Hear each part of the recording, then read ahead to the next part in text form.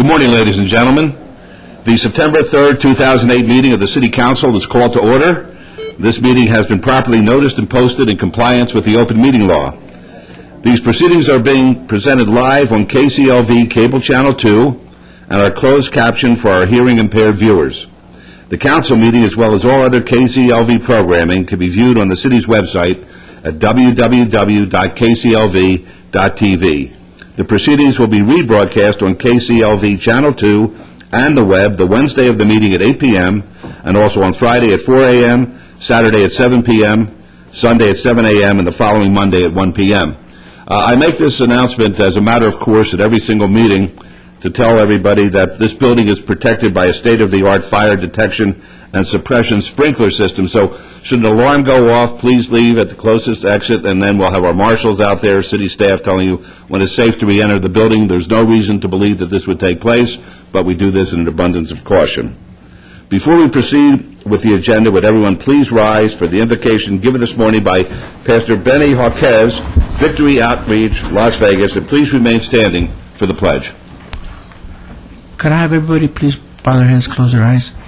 Heavenly Father, we come before you this morning, God, in the mighty name of Jesus. And God, we just ask, God, for direction, for wisdom, for guidance, God, for discernment. I pray, God, for counsel, or the whole council, my God, starting with Mayor Goodman, Lord God, that, Father, you would just give him, God, the wisdom, Lord God, that, God, everything would go according to your plans, God, and according to your order, God, because we know that you're not a God of confusion, God, and I know, Lord, that sometimes these council meetings can get really out of hand, Lord, but I pray, God, right now, that you would just take full control, God, of it, and just to let your peace, God, rest upon each and every one of us here this morning, God, for we ask you this in Jesus' name, amen.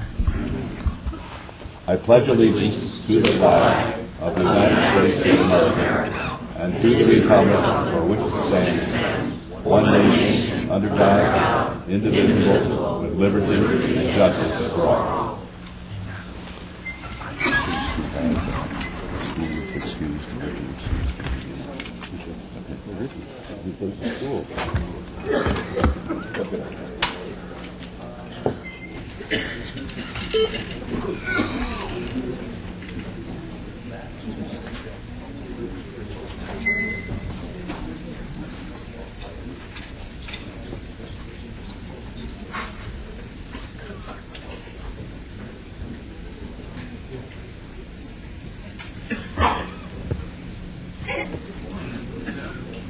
Good morning, ladies and gentlemen. This is the ceremonial portion of our agenda, and for our first item, Councilman Brown will honor the September Citizens of the Month, a very special group of people who they love to live life, they love to have a good time, and they will leave here a little bleary-eyed. Thank you, Your Honor. And we do have a very special group from Sun City Summerlin. It is their security patrol. And this was started close to 18 years ago up in Sun City by a retired police detective, Mr. Gagne, I think is what I was informed of. And started with 20 members and now has grown to over 230. And their mission is very simple. They are the eyes and the ears of their community. And anybody that's familiar with Sun City Summerlin understands very well that they are very active, very aware of what's going on, and very involved, not only within their community, but certainly in the greater Las Vegas community. There are over 80 chartered clubs up in Sun City, so a lot going on. And I think we've added one more. If I'm not mistaken, it's the Bombay Sapphire Chartered Club. And if we could all toast to the mayor. No, we can't toast to the mayor. We can't toast to the mayor. They operate 24 hours a day, 7 days a week, 6 shifts of 4 hours apiece, all volunteer work. And what they do is not only keep an eye on suspicious activity within the community, they also keep an eye on those neighbors that are away on vacation. Certainly this is setting a new standard for a neighborhood watch, neighbors caring for neighbors. And it is our great privilege, on behalf of the mayor and the city council, to honor the Sun City Security Patrol with our Citizens of the Month award.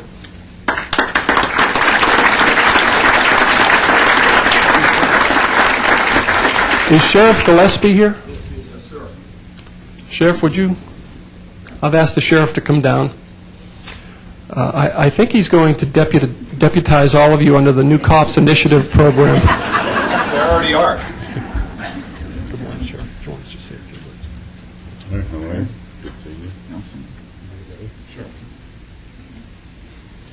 Well, I think the councilman put it very appropriately in regards to the eyes and the ears of the Summerlin community. We're very fortunate as a police department, and me as a sheriff, to have such a great relationship with these folks. And they're an active lot. I can tell you, I was just up there a few months ago just doing a little door knocking to see how things were going on up there, and I was stopped by a couple of them on patrol, and I was asked very candidly why it was I was in their neighborhood, and I hadn't informed them that I was going to be walking around there knocking on some doors. I thought since I was wearing my uniform that I would be okay, but I hadn't met with their approval. I got a phone call, Sheriff, that somebody was up there impersonating a police officer. They called you? So, with that being said, it's my honor to be down here this morning to be a participant in giving you that recognition you so rightly deserve. Because as I was saying to a group of people at the new Enterprise Area Command last night, there's many reasons why we have seen a reduction in crime in our valley over this past year as well as over the past 5 years. A lot of that has to do with some great work out there by a lot of police officers, but more importantly, great relationships that we have with the community, and this epitomizes that. So I want to thank you for the work that you do and let you know that it is appreciated, and we would not be as successful as we are as a community being safe without your help. Great job, and it's my pleasure to be here this morning.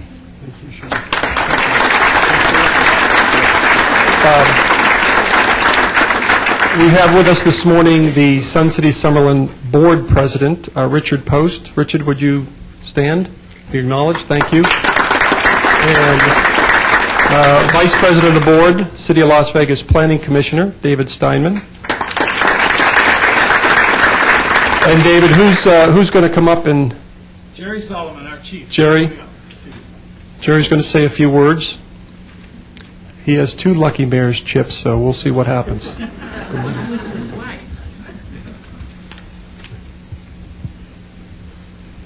Mayor Goodman and members of the Las Vegas City Council and Sheriff Gillespie. I'm Jerry Solomon, and I proudly serve as chief of the Sun City Summerlin Security Patrol. Our patrol is made up of 230 of the finest senior citizens in the city of Las Vegas. With timely assistance from Metro, we provide our community with the lowest crime rate in Clark County. We serve our residents 24/7, 365 days a year. Our drivers, dispatchers, and information center officers offer a varied array of services to our community. We especially wish to thank Councilman Larry Brown for recognizing the efforts of our patrol and nominating our group as Citizens of the Month in the city of Las Vegas. We are proud of this honor. Thank you. This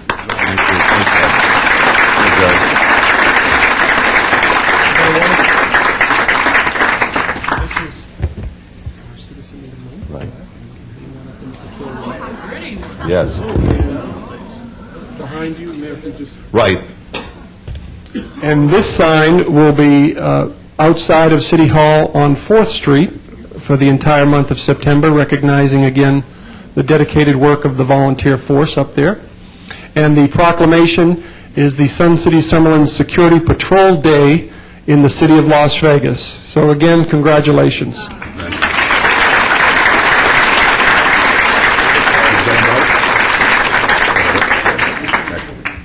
Thank you very much. Thank you. You know, not only do we have great people in our city that help make it a better place, but we have some great ideas in the city as well, and one of those that we're concentrating upon is that of sustainability. You hear that word, and a lot of people really don't know what it means, but the way I look at sustainability is it's our responsibility as a council and as a city to make sure that future generations will be able to enjoy the same quality of life that we enjoy, or a better quality of life, and we have to leave the world a better place than when we found it. And the city is committed to that principle, and several of the items on today's agenda will be directed towards that. I'm delighted that this council has a staff that is so foresighted, that they're in a position that they understand that they're charged with the responsibility to make sure that future generations will have the wonderful life that all of us here today enjoy. So for our next item, we're going to recognize a special team of employees. The Team Quarterly Recognition Program is an effort within the city honoring a group of city employees that exemplifies the city's vision, mission, values, and priorities through exceptional teamwork and outstanding performance. To help us in making this presentation, I'd like our city manager, Doug Selby, to please join us. And I'm pleased to announce that the team of the quarter is the Celebrate Sustainability Team. If you're here with us today, please join us up at the podium. From the Office of Administrative Services, Brian Knudsen. From the Office of Communications, Diana Paul. From Detention and Enforcement, Sharon Sigerblom and Stephen Wright. From the Field Operations Department, Jeff Dix, Dan Hyde, and Daphne Lagarza. From the Finance and Business Services Department, Steve Kessler and Kathy Rainey. From the Fire and Rescue Department, Mike Myers and Bert Washington. From the Human Resources Department, Holly Jensen and Melly Roybal. From the Information Technologies Department, Chester Grice and Mike Haugen. From the Leisure Services Department, Billy Bastion and Melissa Clary. From the Neighborhood Services Department, Rob Levant and Lisa Morris. From the Planning and Development Department, Paul Grimsby. Oh, boy. Paul, you haven't been with us long enough.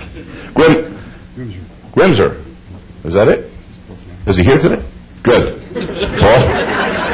And, no, the reason I had trouble, Paul, is because of the next name that I'm going to call. I don't know what this guy does for the city. I've been here for a little over 9 years. I've seen him walking around the hallways, and I have no idea why he pulls a salary. Tom Perigo.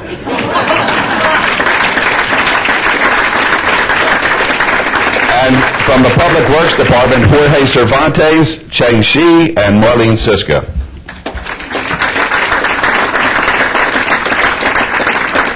As many of you already know, and as I mentioned previously, sustainability is one of the city's main initiatives. This means that the city activity pursues practices that will meet the needs of our current community without compromising the needs of future generations.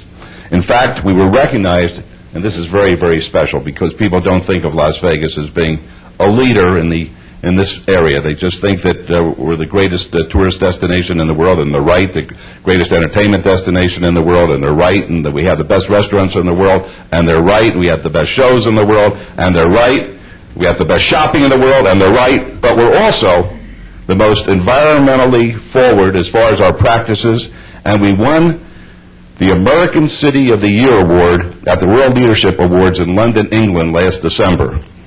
And Celebrate, which is what this group represents, stands for city employees lowering energy costs by recycling and tracking efficiency. And this Celebrate committee was developed to help put sustainable practices to work in our own work environment. The group has shown tremendous teamwork by sharing experiences and ideas across departmental boundaries. The group has formed a number of subcommittees that are looking into a number of new programs. One is working on a new city tree program, which will increase the city's overall canopy and reduce the heat island effect. It's really amazing when you get into this, when you plant trees, what it can do for a neighborhood, not only as far as the environmental aspects on the green side of it, but also to create very, very pleasant neighborhoods in a community. I was back at the Conference of Mayors, and the mayor of Camden, New Jersey, which I guess would be, I'm not going to say it was the armpit of the world, but it was,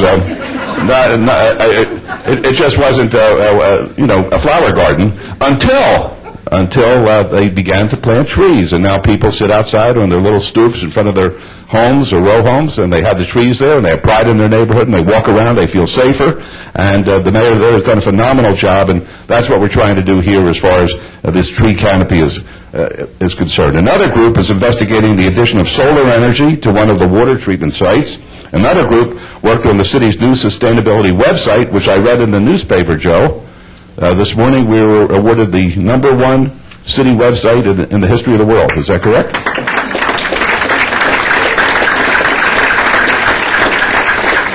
Not that I believe anything I read in the newspaper, but that's all right. The committee is also looking into doing a regular hazardous materials collection drive, and these actions provide not only great benefit to the public in terms of cost savings and improved environment, but it's a catalyst for the residents and business of the city to follow suit. So on behalf of the entire City Council, I'd like to congratulate you all on being named the Team of the Quarter, and last week the members all received Team of the Quarter plaques and other items at the committee meeting. Is that correct? So at this time, what I'm going to do is I'm going to turn the mic over to Doug Selby, our city manager, to comment on the excellence of this group of city employees. Thank you, Mayor and Council. And it really is a privilege to honor this group of employees. They represent a cross-section of 14 city departments that have really taken the leadership of the City Council in sustainability and recycling and green building and actually implemented it into day-to-day city operations. It's really a grassroots effort. It started in the Planning and Development Department and has expanded throughout the city. As a result of their efforts throughout City Hall, you'll see recycling bins, not just in offices, but through the public areas of City Hall. That program has been so successful that Republic Services, who handles our recycling, has had to add extra pickups to our efforts here because we're producing so much recyclables. Another effort that they have underway is to reduce the city's carbon footprint by 150,500 pounds of carbon every year. Doing that through simple actions like using recycled paper, using less paper, powering down equipment at the end of the day, and other related activities that are simple actions by individual city employees. In addition, they've had something that I think is real creative. It's called Funky Gunk Day. And they coordinated an effort where city employees could bring their old paint and antifreeze, motor oil, things that we all collect in our garage, and rather than throw it in the garbage, bring it to City Hall and have it properly recycled using the services of Republic Services. So it's an honor to recognize our employees for all that they've done, and this team is a great example of the excellence that we see in our workforce every day. Thank you, Mayor and Council, for recognizing them as well. Thank you very much, everybody. Great. Thank you very much. Terrific.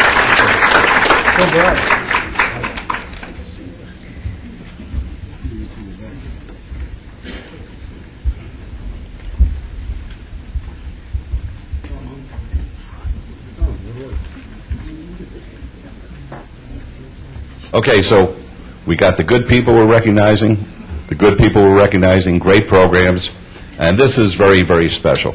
This distinguishes us from just about every other city in the United States, this next announcement that we're going to have. I'm delighted to be part of it, to have it happening at this time. You can't understand how important it is that we are at the cutting edge, and we're leading the country as far as the sustainability efforts. We're going to make the world a better place by the time we're through. And Las Vegas is going to be looked at differently by everybody, as I say, not just the great tourism city, but as a city that really cares about preserving the future. And for our next item, we have this exciting announcement regarding our city's Union Park development. I'd like Rita Brandon, who's the Senior Vice President with Newland Communities, to join us, and Pam Vilken, President of the United States Green Building Council, Nevada Chapter Board of Directors, to join us today. As you know, Union Park is a 61-acre mixed-use, master-planned urban center located on the old Union Pacific Rail Yard. The city acquired this in about 2001, and what we're doing over there is we're developing something that's different, unique. Probably no other city has ever ventured into this area. We're building a city within a city. We have the wonderful old side of Las Vegas on the east side of the railroad tracks with Fremont Street and the Fremont Street Experience, and with our new entertainment district there, and we'll be showcasing our Fifth Street Elementary School later this month, which we're making into an intellectual marketplace. But on the other side of the track, where this brownfield was, when the city acquired that, nothing was happening. And we began to talk about it as the jewel of the desert. And the more we talked about the jewel of the desert, people began to listen, and before we knew it, we had the World Market Center up, which will be 12 million square feet of furniture showrooms. Before they're through, we had the Chelsea properties, the discount mall going up there, the most successful dollar per square foot outdoor mall in the United States. Even the stupid IRS building went up there. But the good news is that the city served a tax bill of $141,000 on them last year, so that's pretty good for a city. And, of course, the Mulaski Water Authority building, all surrounding this brownfield that we now call Union Park. And the first building that's going up there, you can see it right now, is the Lou Ruvo Brain Institute. Frank Gehry designed building. I make this promise to you. When it's completed, the whole world is going to be looking at that site and saying it's the most important architectural statement being made, because, once again, people don't think of Las Vegas in this particular light. And we're going to be very proud of the fact, not only from the outside, but what will be taking place on the inside, where neurodegenerative diseases will be addressed by the world's greatest doctors who will be coming into our community. And we've got one project after another just like that. We're going to have the Performing Arts Center there, a jewelry center there. We're going to have residential, 1,000-plus room hotel. Charlie Palmer is going to be building an exquisite boutique hotel there, with his restaurant being at the flagship of it. And we have all these exciting things taking place. But the most exciting is the statement that we're making here today, and that is, this development will be one of the biggest examples of, quote, green, end quote, the sustainability development in the state of Nevada. In fact, last year, Union Park was the only project in Nevada to be accepted into the Leadership in Energy and Environmental Design, the acronym of which is LEED, Neighborhood Development National Program. So today, we're here to announce some more exciting news. I'm pleased to tell you that Union Park has been awarded Stage 2 Gold Certification status, the second highest level of certification under the LEED Green Building Rating System. This rating system evaluates communities on criteria related to smart location, green construction, and water and energy conservation. And Pam's going to tell us more about this this and the criteria today. And it's my hope that other organizations in this valley will follow the City of Las Vegas's lead as far as green, sustainable development throughout the valley. So at this time, I'm going to ask Pam to say a few words, and Rita to say a few words, and they're going to tell you why this is very, very special for the City of Las Vegas, why we once again differentiate ourselves from the other cities in this United States. Thank you, Mayor, and thank you, City Council. You introduced a great team earlier of folks within the city who are concentrating on how to reinforce green and sustainable. Well, Union Park's designation is as a result of a large group of people working so diligently on Union Park. If I may take a minute to acknowledge some of the directors that we've worked so closely with. Margot Wheeler, the Director of Planning, Scott Adams, the Director of the Office of Business Development, and Jorge Cervantes, the Director of Public Works. Each one of these departments has been a huge part of ensuring that Union Park's design would indeed qualify for LEED neighborhood development. We're very proud to work with the City of Las Vegas. We're very proud of your commitment to sustainable and green. And with that, thank you for your support and commitment. And I'll introduce Pamela Vilken, who's the president of the USGBC Nevada chapter. Thank you, Rita. Thank you, Mayor, and thank you, councilmen and councilwomen. This truly is a historic milestone in the development of Las Vegas and its transition towards long-term sustainability. This truly is an exceptional project on an exceptional piece of property here in the city of Las Vegas. As Las Vegas takes these important steps, the world is watching. We at the Nevada chapter of the U.S. Green Building Council are exceedingly, and I say that with all of my heart, are exceedingly proud that Union Park has achieved their gold level certification through LEED for neighborhood developments. Within the LEAD for Neighborhood Development Program, there are 3 broad categories, and if any of you want any of the details, I'll talk to you afterwards, but I just want to tell you very quickly. One is smart location and linkage, the other is neighborhood pattern and design, and green construction and technology. And on behalf of the Nevada chapter of the U.S. Green Building Council, I would like to congratulate Mayor Goodman, the Las Vegas City Council, Rita once again, and Newland Communities, and the entire development team on achieving gold level certification. It's a significant accomplishment worthy of celebration for our entire city. Thank you very much. Thanks for being down here. And today, Rita, we're going to declare September the 3rd, 2008 to be Union Park Day in the city of Las Vegas, and we ask all of our citizens to celebrate the accomplishments at Union Park development and participate in the sustainable efforts being undertaken by the city. Congratulations.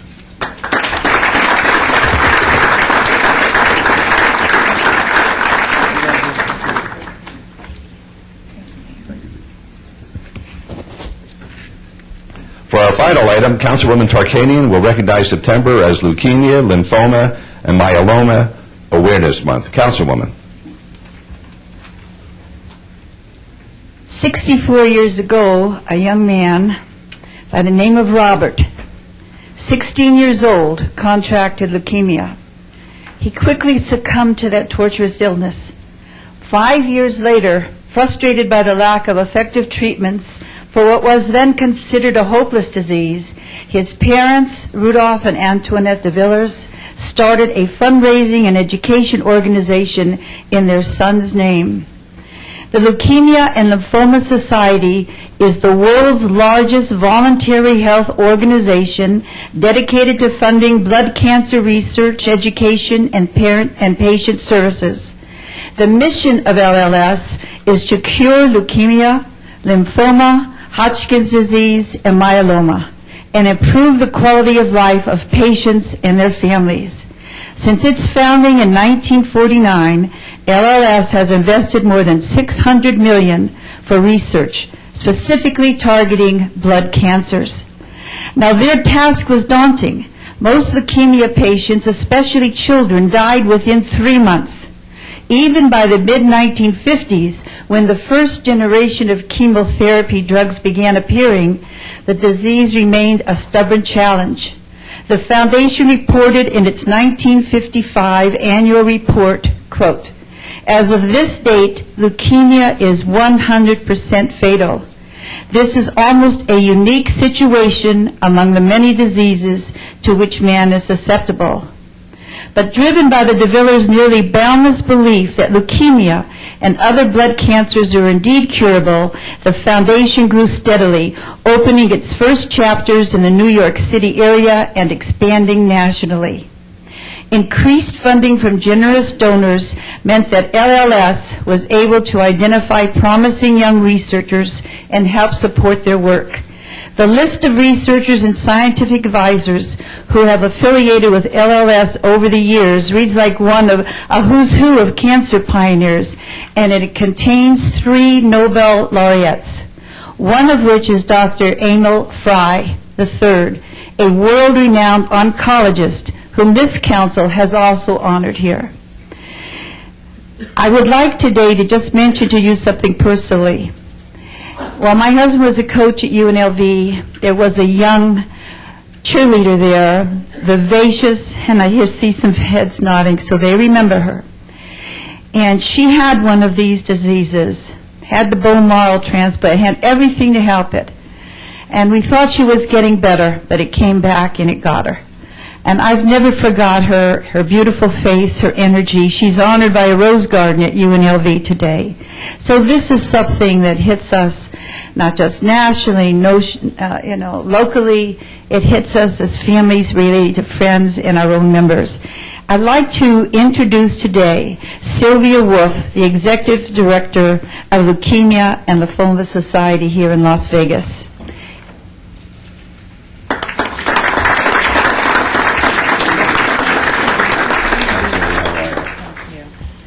Sylvia, we want to present to you, the council wants to present to you, a proclamation Whereas blood cancers currently afflict more than 894,000 Americans, with an estimated 138,530 new cases diagnosed every year, and leukemia, lymphoma, and myeloma will kill an estimated 52,910 people in the United States this year.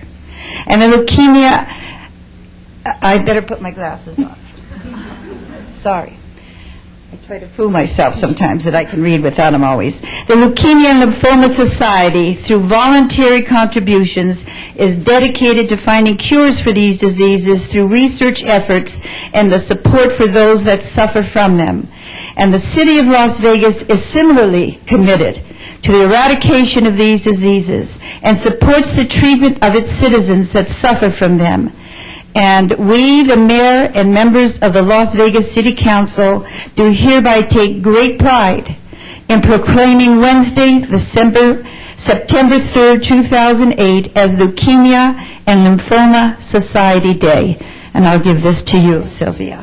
Thank you very much.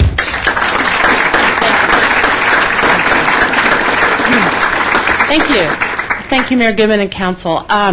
I'm living proof that leukemia and lymphoma, myeloma, Hodgkin's and non-Hodgkin's disease research works, because I'm a survivor. I could have been that young girl at UNLV.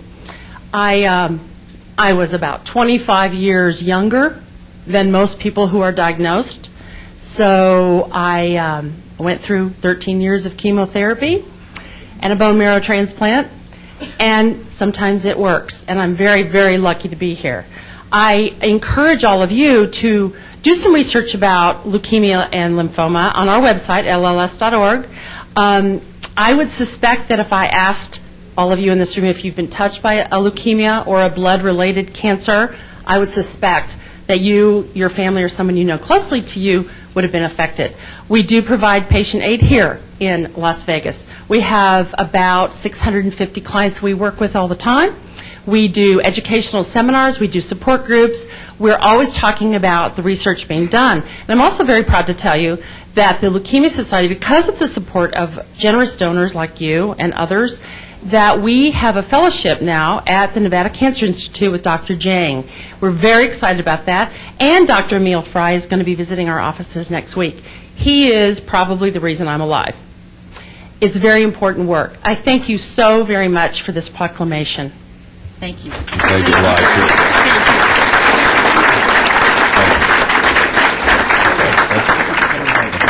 I appreciate it. That's it for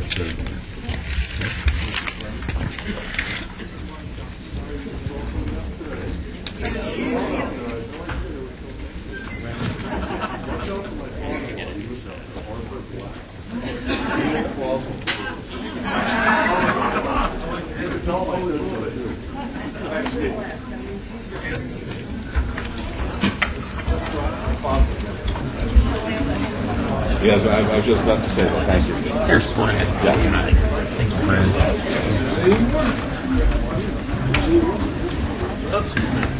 Do you want to get them lined up and then I'll come out? Good.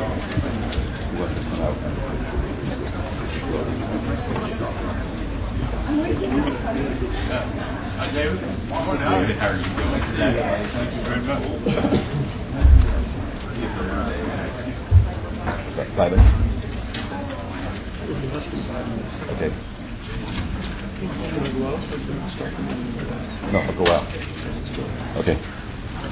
We'll be in recess for about 3 minutes for a photo op outside.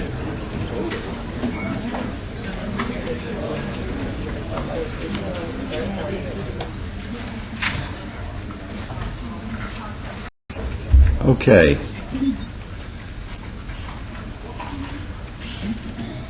May the record reflect that Councilman Ross had a prior commitment this morning. He should be here about 10:30, but asked to be excused, and he is so excused. Item number 9, any items from the morning session that the council, staff, and/or the applicant wish to be stricken or held in abeyance to a future meeting may be brought forward and acted upon at this time. Mayor Pro Tem. Thank you, Your Honor. We have item number 11 is approval of K-9 transfer agreement between the City of Las Vegas and Metropolitan Police Department for the adoption of Bosco as a police dog. Staff asked to strike. Item 12 is approval of K-9 transfer agreement between the City of Las Vegas and the Nevada Department of Public Safety for the adoption of K-9 dogs, Avita and Bronco, and associated K-9 equipment. Staff has to strike that item also. Item 42 is new massage establishment license, 1815 West Charleston Boulevard. Staff's request that be held in advance until our September 17, 2008 meeting. Are there any other items at this time? Hearing none, Your Honor, make a motion to bring these three items forward and take the appropriate action, please. All right, thank you very much. Let's vote on that, please. Opposed? Motion carries. Thank you. Item number 10 is approval of the final minutes by reference of the regular City Council meeting of August 6, 2008. May I have a motion to approve the minutes, please? Yes, Your Honor. No additions or deletions. I'll make a motion for approval of the minutes, please. Thank you. Let's vote, please. Opposed? Motion carries. Thank you. Item number 11, items 11 through 37, they're on the consent agenda. They're considered to be routine. They're recommended for approval by the departments and may be enacted in one motion. Are there any items that the council wishes to bring forward at this time? Ms. Meyer? Yes, Mayor, members of council, Carol Meyer, Finance and Business Services.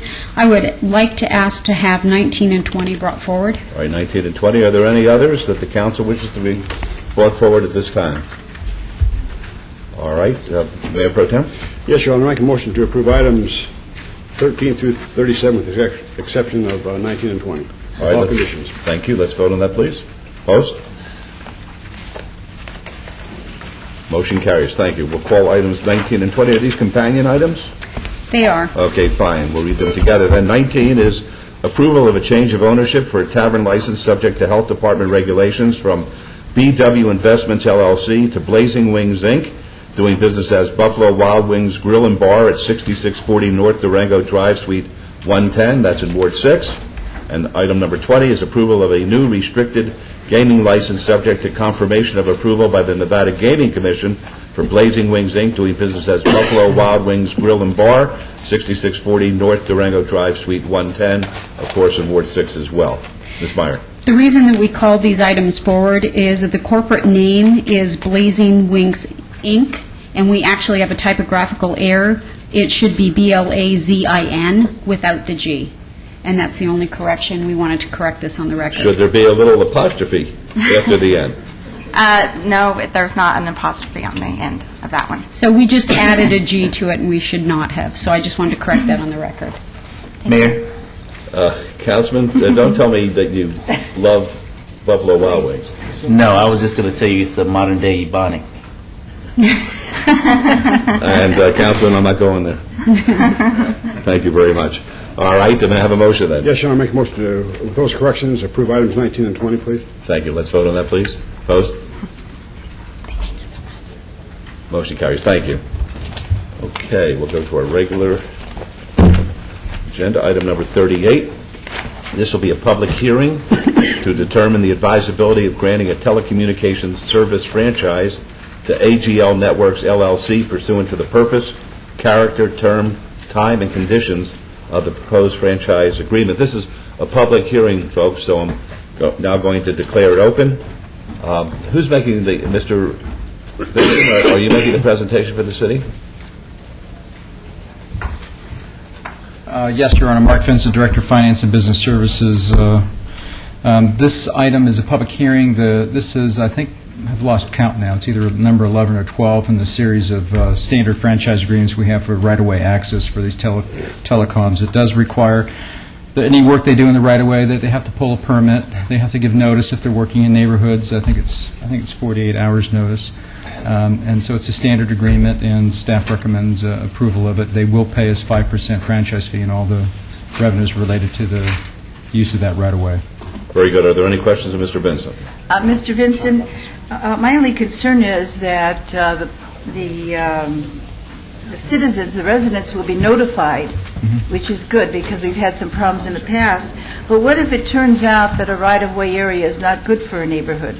Do they still have their choice and be able to do it if that's where they want it, or do we have a means of counteracting that? I'm not saying all of them, but let's say there's one or two in what they select that it's not appropriate. Because we have little rights of ways sometimes in the midst of heavily residential areas.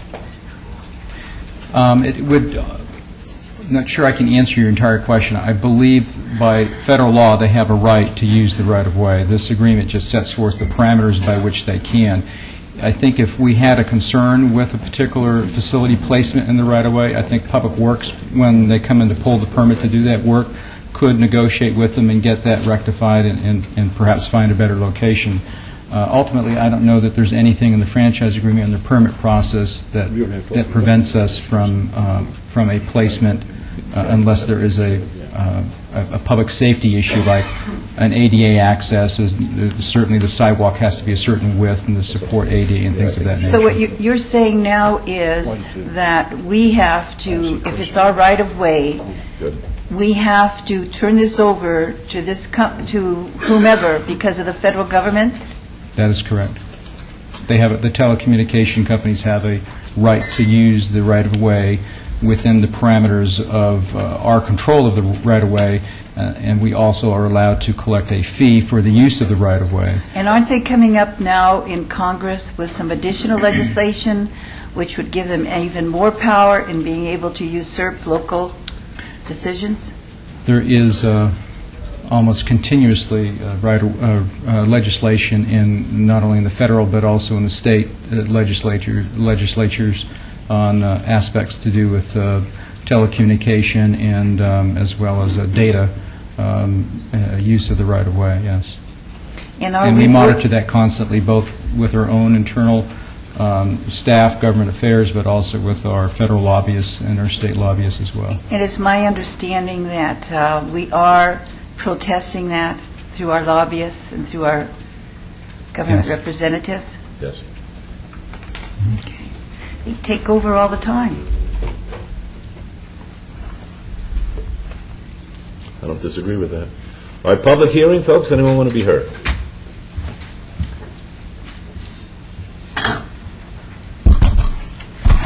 Tom McGowan, no apostrophe, Las Vegas resident. Hate to be ungrammatical or ebonic. A couple of pertinent questions. Where's the public copy of the subject agreement at no charge? Second question. Who, what, and where is AGL? Where's their headquarters? Locally, regionally, or elsewhere nationally or internationally? Third question. When and where were any of the open public meetings held prior to any negotiation whatsoever being finalized with regard to this agreement? Regardless of what the federal government says, you're still a local government. You do have powers. Trick is, how do you use them and when? And you must use them in the public interest, not the federal government's interest. And again, final question, 5% of what? Gross or net? What's the dollar amount? Either projected or actual? And how do you certify the reality of those figures? And when? Anybody? Yes, I'm going to ask Mr. Vincent to I'll wait for your answer. Right. Mr. Vincent, are you able to address the inquiry made by the gentleman? I think I can if I remember the entirety of it. The bill is, and I don't have the full agenda in front of me, but the bill is on today's agenda, and a copy of the actual agreement is there as well, I believe. It is the negotiations consist of a standard franchise agreement that the City of Las Vegas has developed that we've used for all of our franchisees. So basically, it's because they have the right to enter a right-of-way. The franchise agreement is intended to just dictate what the protocols are, that they still have to pull permits, they still have to give public notice when they're doing construction, and they do have to pay a franchise fee of 5% on gross actual revenues. And I do believe the agreement gives us the right to Right, and the agreement can be found in the backup material of item 48. Thank you very much for your eloquent answer. Hey, anybody else like to be heard? Mr. Mayor, I'd just like to state, because I'm going to vote against this item, I just want to state one reason why. You know, the federal government has come out many times. They told us we didn't have problems with the radiation of the bombs that we had here in Nevada. They've told us that there was not global warming, and it turns out that that's almost established as finally a truth. They tell us that cell phones cause no problems within the air, And evidence is gathering rapidly that that is not the case, that they are. Now they're telling us to be sure and use the Blue Shark to distance us some from it.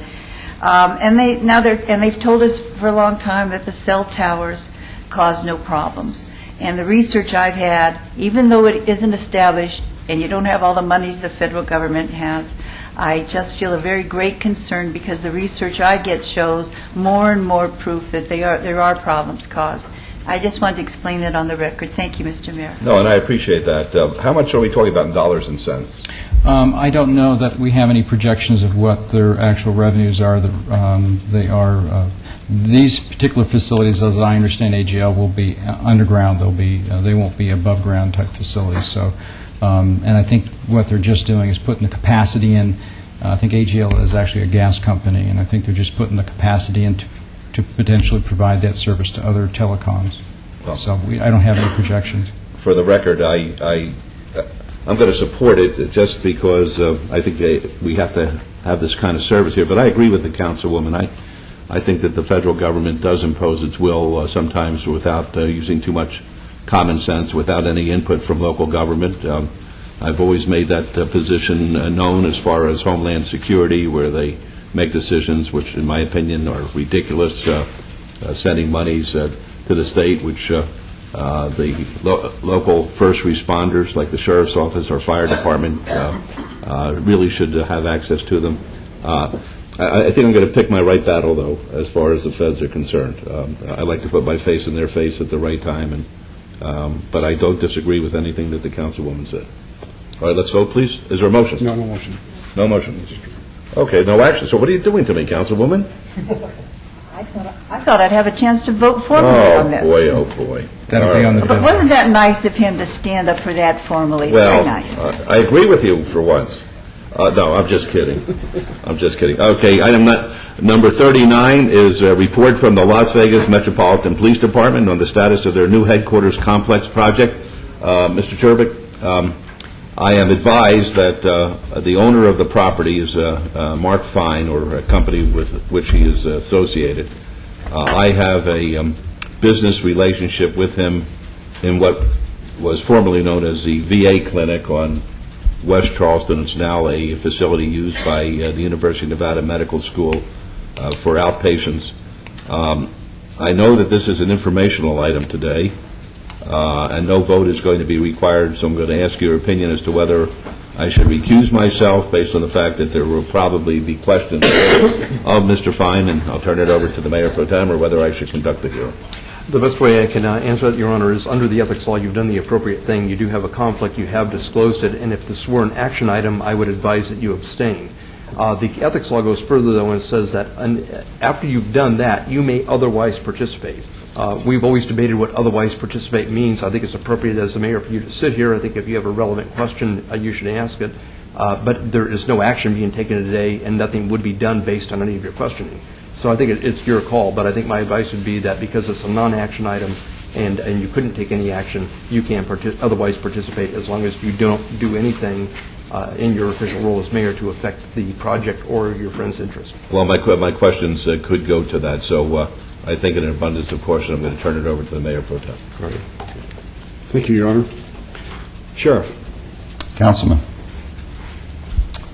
Well, good morning, and thank you for providing me the opportunity to come before you this morning to talk about our headquarters campus.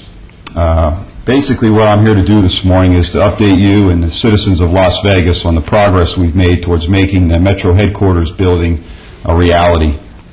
Specifically, we will be presenting to you updates on the location, why, I guess more importantly, the need for this to be done, the projected cost for it, because I want to make it very clear at the beginning of my presentation, it will be more expensive to our operating budget at the Metropolitan Police Department to accomplish this project.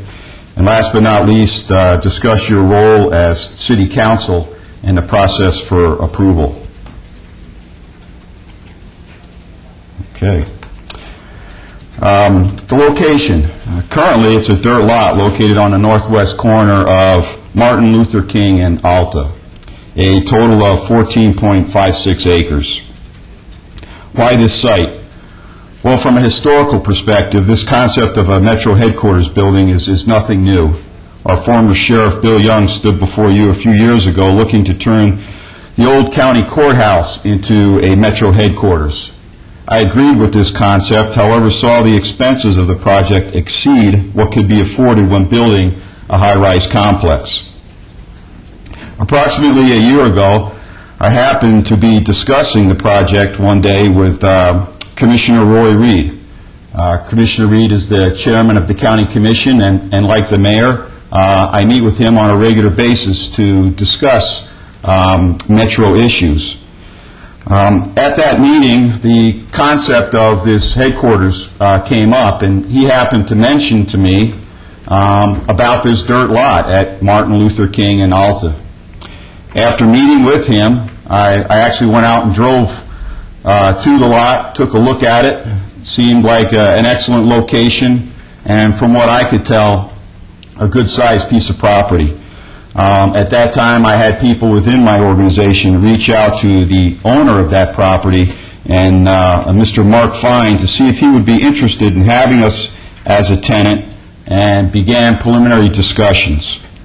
The process has continued, and we are ready to make a proposal for a Metro headquarters to be on that site.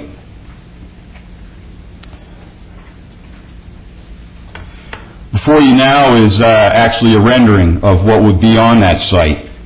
The site, as you know, is close to the governments of the city of Las Vegas as well as the county of Clark. It is also close to our criminal justice corridor, which we have much interaction with on a daily basis. The next slide I have provided for you shows us in proximity to those particular sites. The site provides us ample space for us to move in about 1,400 employees and park over 2,100 cars. It also affords us the ability to expand in the future. There is an additional 2.2 acres that we would have first right of refusal for future growth. This site meets our needs as a police department and also meets the needs of the citizens in that particular area. This site was zoned to be mixed use. We will be using for what it was intended for. We have met with citizens in the area, and both the citizens and representatives of city and county government are excited about having us as tenants. The need. Today, we as a police department have 22 leases. We are spread throughout the valley. In 1973, when we were merged, we were much more centrally located as an organization, particularly here in the downtown area. However, with the growth in our valley, we have not stayed centrally located. We are spread throughout the valley, making us inefficient. Since looking at this concept, and particularly since discussing this project on this land, I have found no one who disagrees from an efficiency standpoint that this is the right thing to do. We as a police department should have a central location. What would be on this site? 3 buildings, 2 4-story buildings, 1 5-story building, a total of 370,500 square feet of office space, housing roughly 1,400 employees. I will refer you to slide 5, which is on your screen now, to show which actual areas presently throughout the valley would be consolidated into these buildings. In addition, a 5-story parking structure with a total of 1,592 parking places. As you know, as a police department, our parking needs are huge. We will be having 6.5 parking places per 1,000 feet of rented space. Most office complexes have 3.3 per 1,000. This increased parking will accommodate our employees. As you know, we are a 24/7 operation. Shift changes, overlaps, as well as ongoing events, as well as citizens coming to that particular complex create this need for this additional parking. The costs. As with any project, it comes down to how much. Please refer to the handouts as well as the PowerPoint to see the additional cost projected to our budget in 2011 when it is projected we would move in. Excuse me, Sheriff, we have no handout. Oh, I'm sorry. I brought some more with me.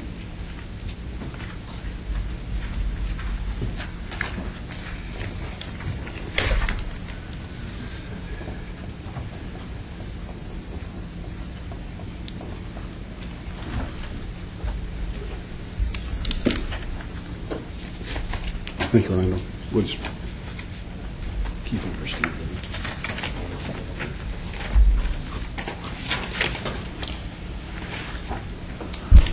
The next two slides that I'm presenting to you are on the projected costs. It is projected, based on discussions with developer, that the lease cost per square foot in 2011 at the low end would be $2.75 a square foot. On the high end would be $2.82 a square foot. It is broken down in that document to show that what we would be paying for office space as well as the additional parking. Included in that figure is tenant improvements. However, it is believed that we may exceed the amount of tenant improvements allocated, so we have factored in what we feel that additional tenant improvement cost would be. Looking at all the factors as best we can, we expect this project to add about 2% to the overall Metro budget in 2011. And that would equate to roughly $11 million. I want to emphasize this is a lease with an option to buy. We don't own the land. We won't own the building when we move in. Mr. Fine will, and he will continue to be our landlord. The option to purchase will begin in the 3rd year and continue through the 13th year. So from year 3 on, the city or the county or both have the option to purchase the buildings. If the city and county decide to purchase, the price will be negotiated and appraisals conducted at that time. It's an important note, reminder, that we, the Las Vegas Metropolitan Police Department, are unable to own this property or these buildings. We're not allowed to by statute. That's why it defers to the city and the county. In our desire to be totally transparent, you will also see we have added operation costs to our budget when we move in. Certain maintenance costs, as with any lease, are the responsibility of the tenant. We have added those as well. In closing on the issue of cost, we know it will cost us more from our capital budget to make this move. We feel confident that the efficiencies made up when consolidating these resources will more than make up the difference. However, at this time, this figure is hard to affix a dollar amount to. I think if you take a look at us as an organization, just employee travel time alone and a variety of things that impact us, moving all of these people into this one building will definitely make us more efficient as an organization. I have debated whether to have a study done in regards to that, but I really can't imagine paying a consultant a considerable amount of money to come back and tell me, which I think from a common sense approach is staring us right in the face. This would make us more efficient as an organization and save us money. Slide number 9 gives you a little overview. It's also in your handout there in regards to rental analysis that was done by County Real Property Management. It also gives you an idea of what other people are paying for parking. And the last line there, worst case scenario, Metro headquarters rent likely to be $2.82 per square foot with, that includes, that's 6.5 spaces per 1,000 square foot of parking. Your role as a participant in this process. During the July Fiscal Affairs meeting of the Las Vegas Metropolitan Police Department, members of that board requested that we bring this item to you as well as the County Commission for a briefing. As you know, Fiscal Affairs is the approving body for leases that Metro signs. I will be asking for Fiscal Affairs approval of this lease on September the 22nd. The lease itself was actually I believe, completed yesterday, and actually going through negotiations over the weekend. I will make that available not only to the members of the Fiscal Affairs as soon as but as well as to your staff, because I realize a project like this creates discussion. Discussion creates questions. Feel free to ask me any of those questions here this morning, but don't think you're just limited to this morning. We definitely will be having interaction not only with you, but as well as with your staff as we proceed forward on this project. Thank you. Thank you, Sheriff. Very good presentation. You answered 3 or 4 questions I'd written down to ask you. Council members, are there any questions for the sheriff? Steve. Morning, Sheriff. Morning, Councilman. I know that it's been debated, considered for a long time, the consideration between the old courthouse and an alternative site such as the one you're proposing. And you said that the current plan would be less costly, if you will. To go into the old courthouse would be more costly. Why? We would have to build high-rise. And when myself and Sheriff Young were looking in that particular project, because we were going to high-rise, the cost. The other factor that we never seemed to be able to get over was parking as well. Not only would we have to have enough square footage there for the people, we were running into an issue with ample parking as well. Does the old courthouse consideration also include the Bridger building across the street, or is that a separate parcel that isn't in the formula? No, we were just looking at, I believe, the 2.7 acres that the old courthouse currently sits on. Will this project, the one you're proposing at Martin Luther King and Alta, satisfy your needs well into the future? And I asked you that question in our briefing. I want it to be publicly explained, because I'm not in favor of a project that's only going to be satisfactory to your needs for a limited period of time. Is this going to satisfy our needs well into the future? Yes, it will, Councilman, and when we move in, it won't be full.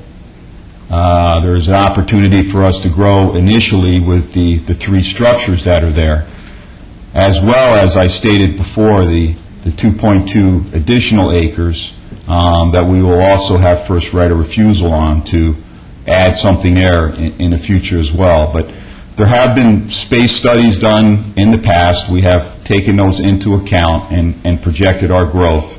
And I feel confident in telling you that this building will be able to sustain our growth needs.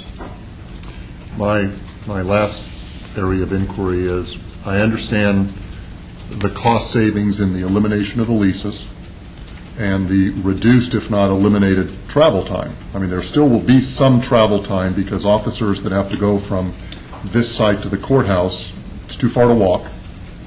But aside from those cost savings, by centralizing many of your functions, how will this make your department more efficient? Well, just from my day-to-day interactions as a sheriff, currently right now, I am one of the few people within my organization that are housed here. In order for me to just have an emergency meeting with my executive staff, it takes a while for people to get here.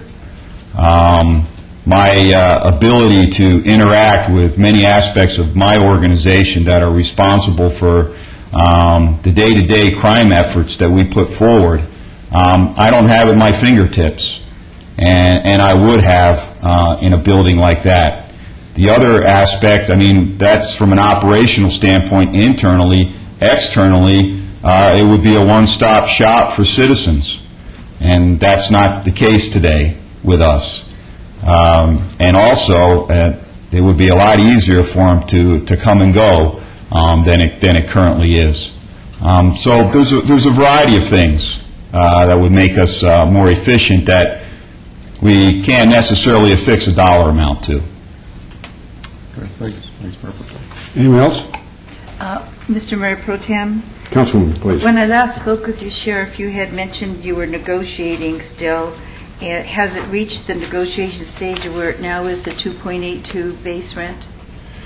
Well, it's going to fluctuate, we believe, between the 275 to the 282, and that has to do with construction costs in out years. We've put that buffer in there because I don't want to come before you today and tell you it's going to be 275, and then we have some incurred costs that we didn't anticipate. So that's why I gave you the both ends. And I feel confident in telling you that that's where it's going to fall within. Thank you. Mayor Pro Tem? Yes, Mr. Barlow. Yes, just for the record, I received an email from the Rancho Manor Neighborhood Association that I would like to read into the record, if you would allow me, sir. Please. Okay. Dear Councilman Barlow, while I am out of town, I have been informed that the Fiscal Affairs Metro Committee will meet and discuss the proposed new headquarters at Alta and Martin Luther King. I have tried to contact Commissioner Chris Giunciliani via the county website, but I can't get confirmation that my email went through. I would like to simply put on record the fact that Rancho Manor, the closest neighborhood to the project, has been briefed and has expressed few doubts and much strong support of this project. We feel that it will have less impact and more benign impact on the neighborhood than any other project suggested for this area.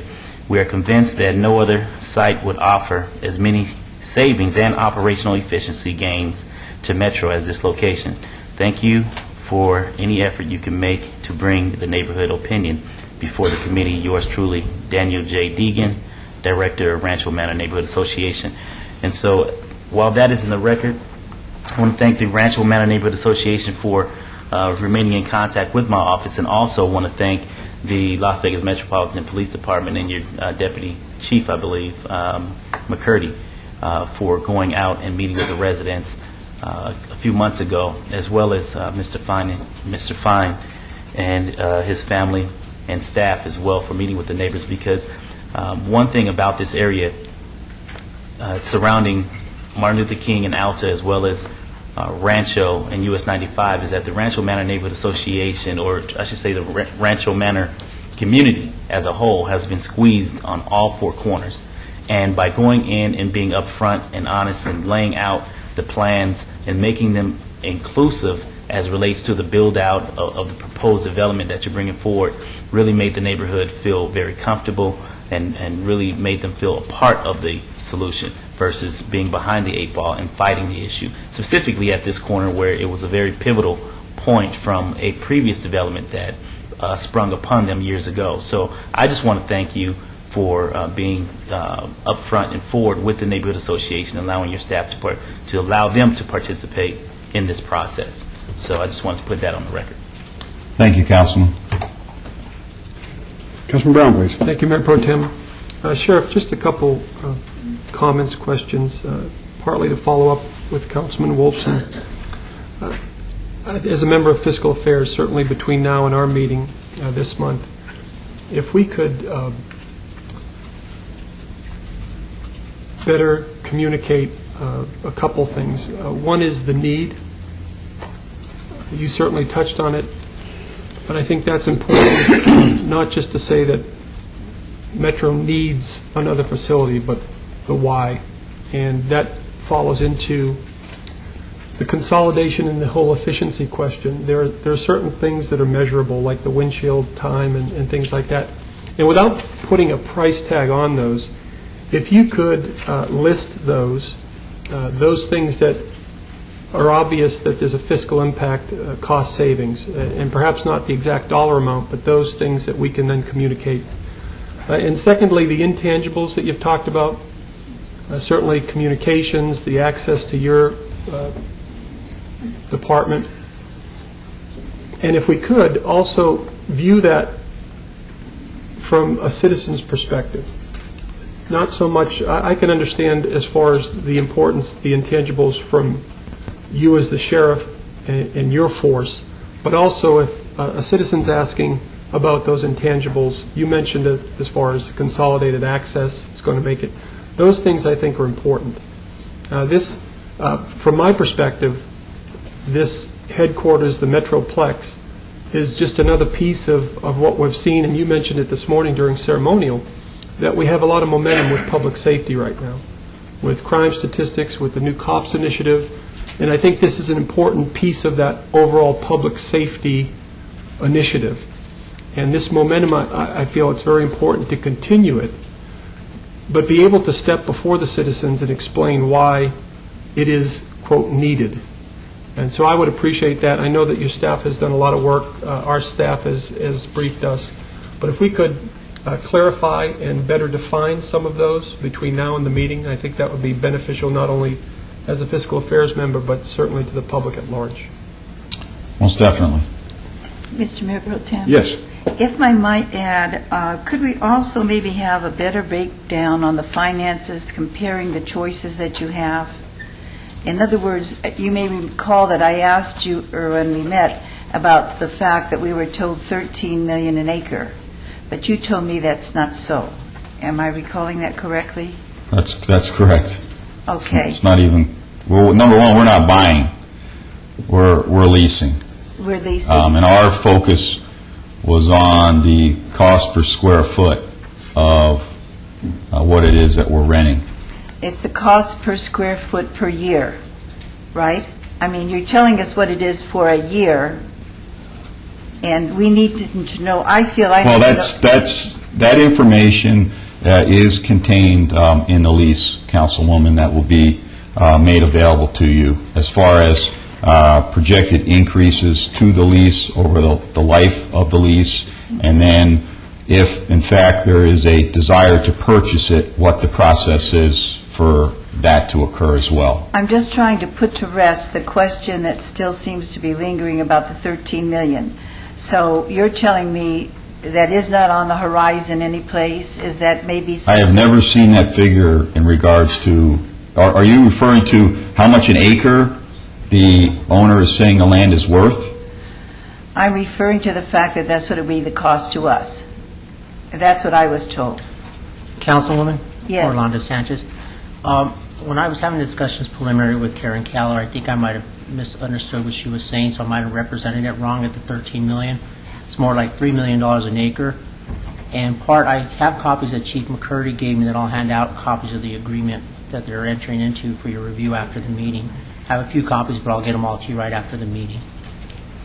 Please, Rhonda. Okay, I thought it had come out of Dr. Selby's office, the $13 million figure, when we had been briefed. Yes, ma'am, that was me, and I think it was That a was mistake. you Yes, I think in that was that a meeting. mistake that I misunderstood what Karen Keller was telling me, so I apologize for that. Okay. I would just like to have, if I could, a comparison. I know you don't have to go into minute detail, and I think it's very wise of you not to go out and hire consultants when it's an obvious fact. You would be more efficient in one place. But if we could just have a financial comparison with the choices that you have. Even though it might be more difficult to park in one area, for example, would the savings be worth it? And I don't know if that's true or not, but could you just let us know if these are the 2 or 3 choices you have and give us a better breakdown as to the finances? And I know it might be included within the contract. Sometimes the figures, for those of us who don't go through contracts every day, it's easier if we can see them in 1 or 2 pages. That's all I'm requesting. And I do want to compliment you on what you've done so far. I'm just trying to hit an area that is of great concern, and that's the finances. And maybe working with Mr. Vincent, he knows how to put it together so we understand it. I would appreciate We'll that. definitely work on getting the answer to your question, Councilwoman. I can tell you we've been in discussions with, Mark's back here, sorry. Not only with Mark Vincent, but as well as George Stevens in the county since we've embarked on this project. And I know this is going to be a heavy area of interest, and that's why I thought you've been so good about being up front. If we could be up front with those financial comparisons and the actual costs, it would be very important. We'll do that. Thank you very much. You're welcome. Mayor Pro Tem? Yes, please. Sheriff, I personally am in support of the location in which you're proposing this development, and I really hope that it does go through for the sake of development in the area. However, in the event that this project does not go through for a variety of reasons, what is your contingency plan as far as Plan B? Well, I guess Plan B would be what my Plan B has been all along. I'll keep hunting, trying to find a place that we could move into and accommodate us. I don't have a specific site in mind. I didn't before this. Right now, the leases that we would condense, we could continue to increase the time that we're, supposed to be there, the life of the lease. I mean, we're looked upon as a real good tenant. We tend not to cause problems, and we pay our bills on time. So most landlords want us to stick around. So if this wouldn't come through, we would continue in that route. But my goal would ultimately be to, consolidate us as much as we can. Where that would be, I don't have a Plan B right now, Councilman. Mayor Pro Tem. Yes. Just one final thing on the budgetary impact, Sheriff. I think what we'd all like to know is that on your slide, at least the one I'm looking at right now, it says likely overall budgetary impact will be just over 2%. Is that an impact to the city of a 2% increase in our portion of our contribution? Is that what that bullet point It would means? be a 2% increase to the Metropolitan Police Department operating budget. That's roughly $11 million, of which you would be, under the current formula, it's close to 60-40, 60% county funding, 40% city.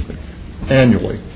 Correct. Annually, okay. And that's what I know my colleagues and myself are looking at very carefully, because these are tough times, we know that, and whenever we talk about things that are going to impact us with an increase, we are looking at it carefully. I think everybody realizes that Metro needs a new place, a new location. The times are probably right for this move. But if you could give us a little bit more information on the net budgetary impact to the city of Las Vegas, appreciate it. We'll do that. Mayor Pro Tem.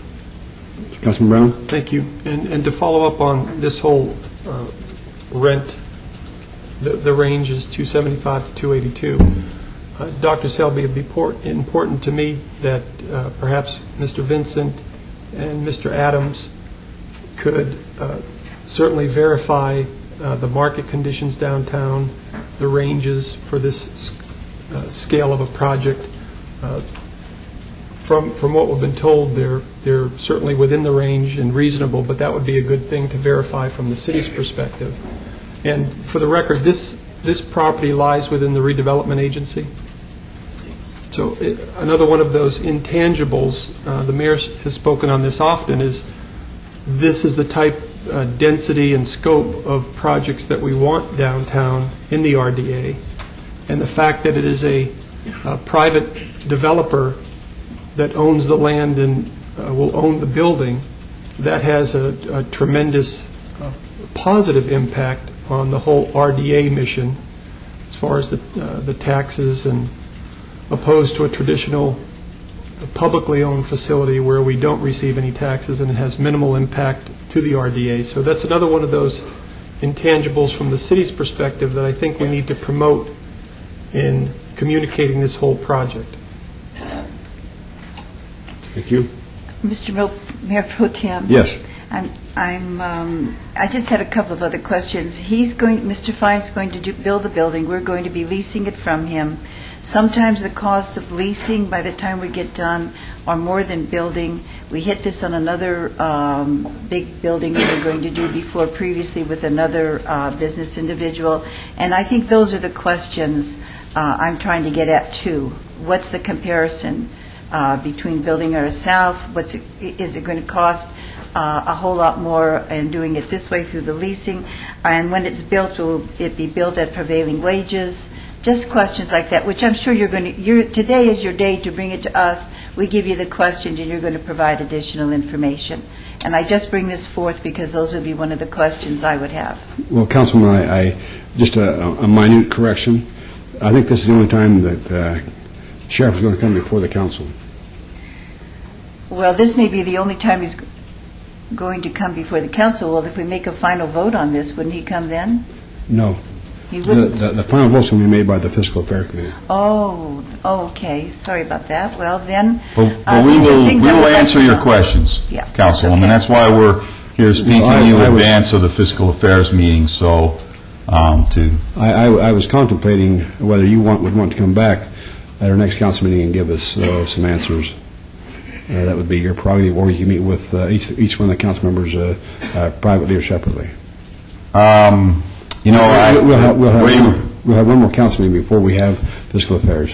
I know, and because of how Metro is established and the fact that Fiscal Affairs is the approving body for that, we felt it better to give you a briefing, for you collectively as a group to develop your questions. We would answer those questions, and then that feedback would be given to your representatives, yourself, as well as Councilman Brown, for how that vote would take place on the 22nd. Okay. I don't know off the top of my head my schedule for that particular week, Councilman, before I make any kind of commitments about coming back. But what you're saying is that you would provide the answers to the questions we Most presented definitely. today to us. Yes. So that we would have the information. Thank you. Are there any other questions? Yes, one final question, and this is more so directed to Dr. Selby and Director Mark Vincent as it relates to the impact for our general fund and what impact overall that will be to our operations if in fact this does move forward. If that question can be answered, how are we going to adjust over time? I believe that should be directed to Mark. Yeah. Mr. Vincent? Thank you for the record again, Mark Vincent. Councilman, first of all, the impact on the rent will not be felt until, I think, fiscal year 2011 or 12. Correct. And so we're a few years away from that. In the financial model that we have been preparing as we work towards the October 6th meeting, we have taken into consideration the impact of that. So we are planning to fund our share of the lease in that model. And so, but there clearly is an impact. I mean, whether they go here or go somewhere else, wherever they go, wherever ultimately they build, there's going to be a fiscal impact to us to some extent. And we are planning for that and budgeting for that in our forecast. So while you're here, Mr. Vincent, thank you for coming forward. Let me see how I can pose this without putting you out there too much, but do you feel, as the Director of Finance representing the city, that it will be less cost-effective or more cost-effective for us to move in the direction in which the sheriff is proposing, or will we be possibly looking at more money going out if in fact they were to go to another site where they would possibly have to purchase the land?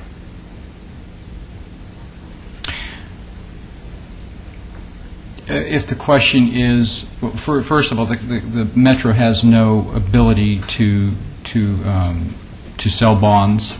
Whatever we would do to sell bonds to do our own construction, our own purchase would have to be worked out with the county and city. In all likelihood, it would have to be the county would be the one that we would probably look at to issue the bonds. Their credit rating's a little better, and they're the fiscal agent for Metro as well. In reality, I think that at some point, as the sheriff has indicated, this is a lease with an option to purchase. At some point, it's going to make fiscal sense for the county to try to exercise that purchase option, I believe. And when they do that, they'll be coming to us with an interlocal agreement to say, here's your share of that debt service. And I suspect it would, if that was the case, it would be less than our share of the lease payment. Thank you. Mr. Mayor Pro Tem, if I could ask Mr. Vincent, then could you let us know, it starts at the third year where a purchase might be possible, right? Will we get information as to what the cost would be if we were to buy it at the end of the third year? I'm not that familiar with the lease. I just got a copy of it, but Well, I I mean, suppose that I don't need the day. part of our analysis will help you to look at what those options are and what, if the lease is specific enough, what those purchase prices Thank would you. look like. Mr. Bissell, while you're here, where would the prevailing wage start? I know that if we have a private builder build this, that it's not required to pay the prevailing wage. But I've heard stories that the reason we do a business like this is to get around paying the prevailing wage. Okay, so if they turn out in 3 years to sell it, will that affect that state law? No. The exercising of any exercise of a purchase option wouldn't have any impact on the current situation with the private developer today. And because of that, then there is no statute that says that the builder has to use prevailing wage, pay prevailing wage. That's correct.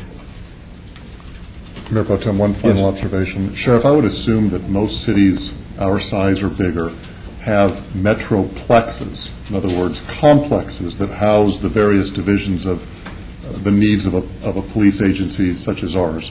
Other cities have these kinds of metroplexes? That's true. Okay. They don't call them metroplexes because they're not fortunate enough to be metro, but... Okay. They call them something else plex, Yeah. but they have centralized Correct. police departments. And just recognizing there isn't a lot of dirt lots, to use your term, or vacant space within a mile of the courthouse. The Regional Justice Center is there. I mean, we have limited space if we want to be centrally located near our government agencies, the one that Metro services primarily, with the officers going to court to testify. Isn't that right? Yes, finding the appropriate land for an appropriate price in that corridor has been difficult, and I feel we're very fortunate to have come upon this particular location. I think this is an excellent location. I'm concerned about the cost, as I'm concerned about the cost with everything, as I should be, but I think the location is excellent, and I encourage you to go forward. Thank you. Just a quick comment. I just hope that we don't run into the same problems with this development as the problems we had with the Justice Center during its construction and its post-construction problems they had after it was built. I think that's something we need to look at also. I know this is very unusual. This is not a scheduled public hearing. I see faces out there that may want to get up and say a few words. I think it's important that we hear from everybody.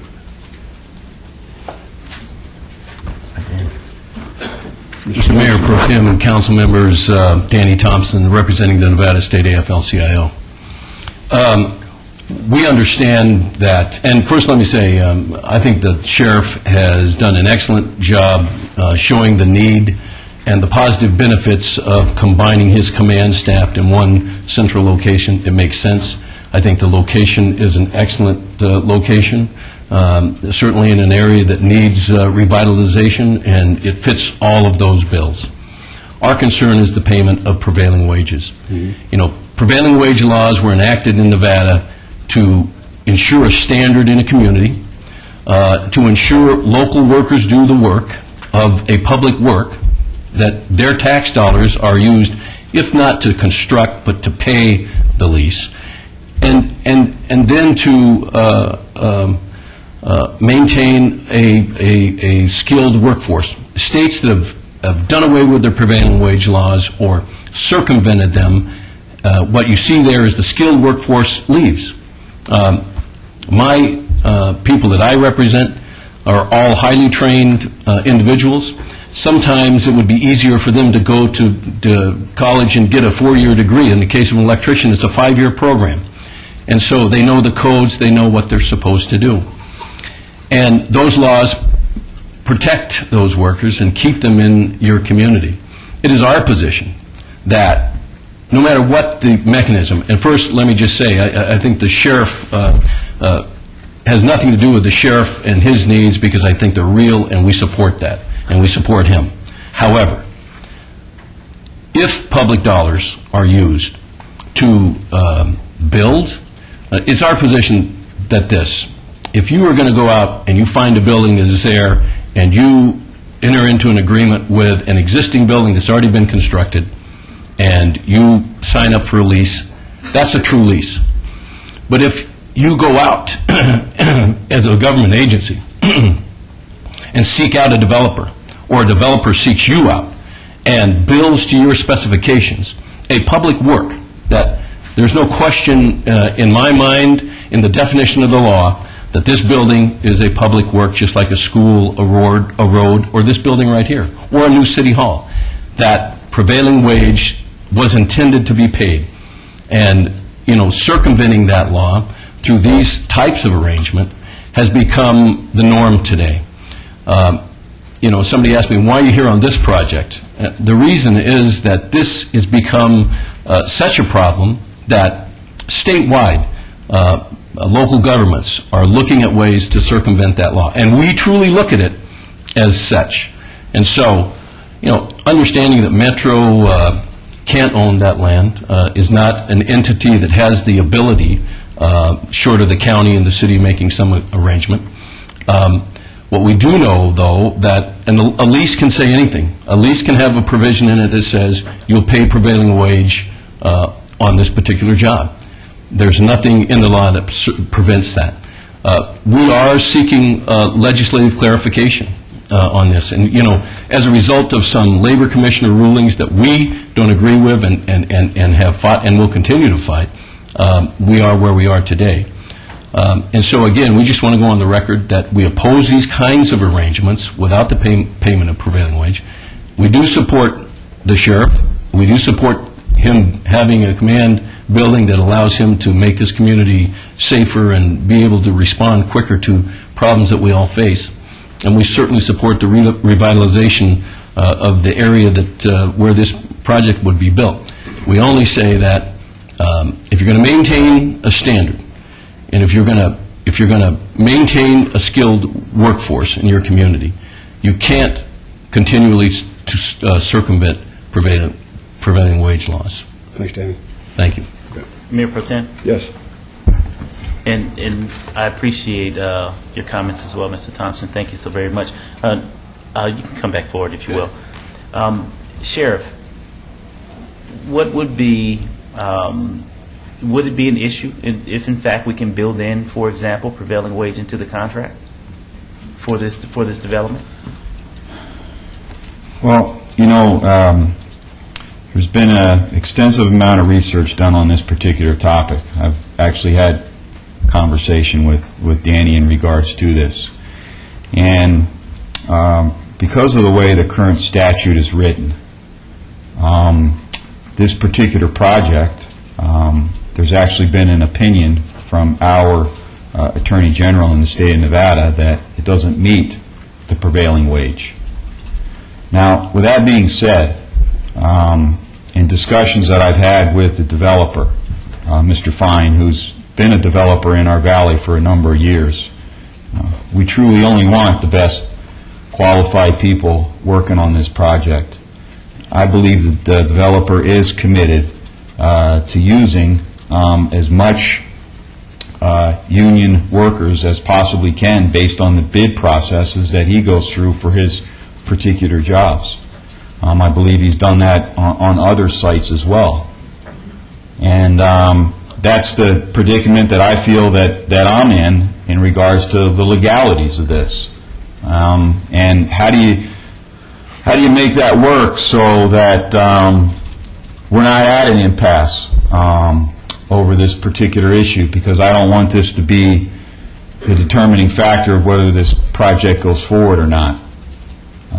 So I think this will be part of some of the discussions, as Councilwoman Tarkanian had brought up before, when she did ask the question about prevailing wage. I think that'll be, those questions will have to be answered, and When members of Fiscal Affairs vote on this, they'll have to be confident that we're proceeding forward legally the best way, as well as on a community project the best way. Mr. Fine is here, and I think he would be willing to talk about this particular aspect of it, but then again, I want to make it clear that there's been no mandate from us, myself, or anyone else when we've been negotiating this lease portion of this process with Mr. Fine that we've mandated to him that there must be prevailing wage. I don't want to make it sound like, we've mandated this of him because we haven't, because of how I've been told that the law is interpreted. Right.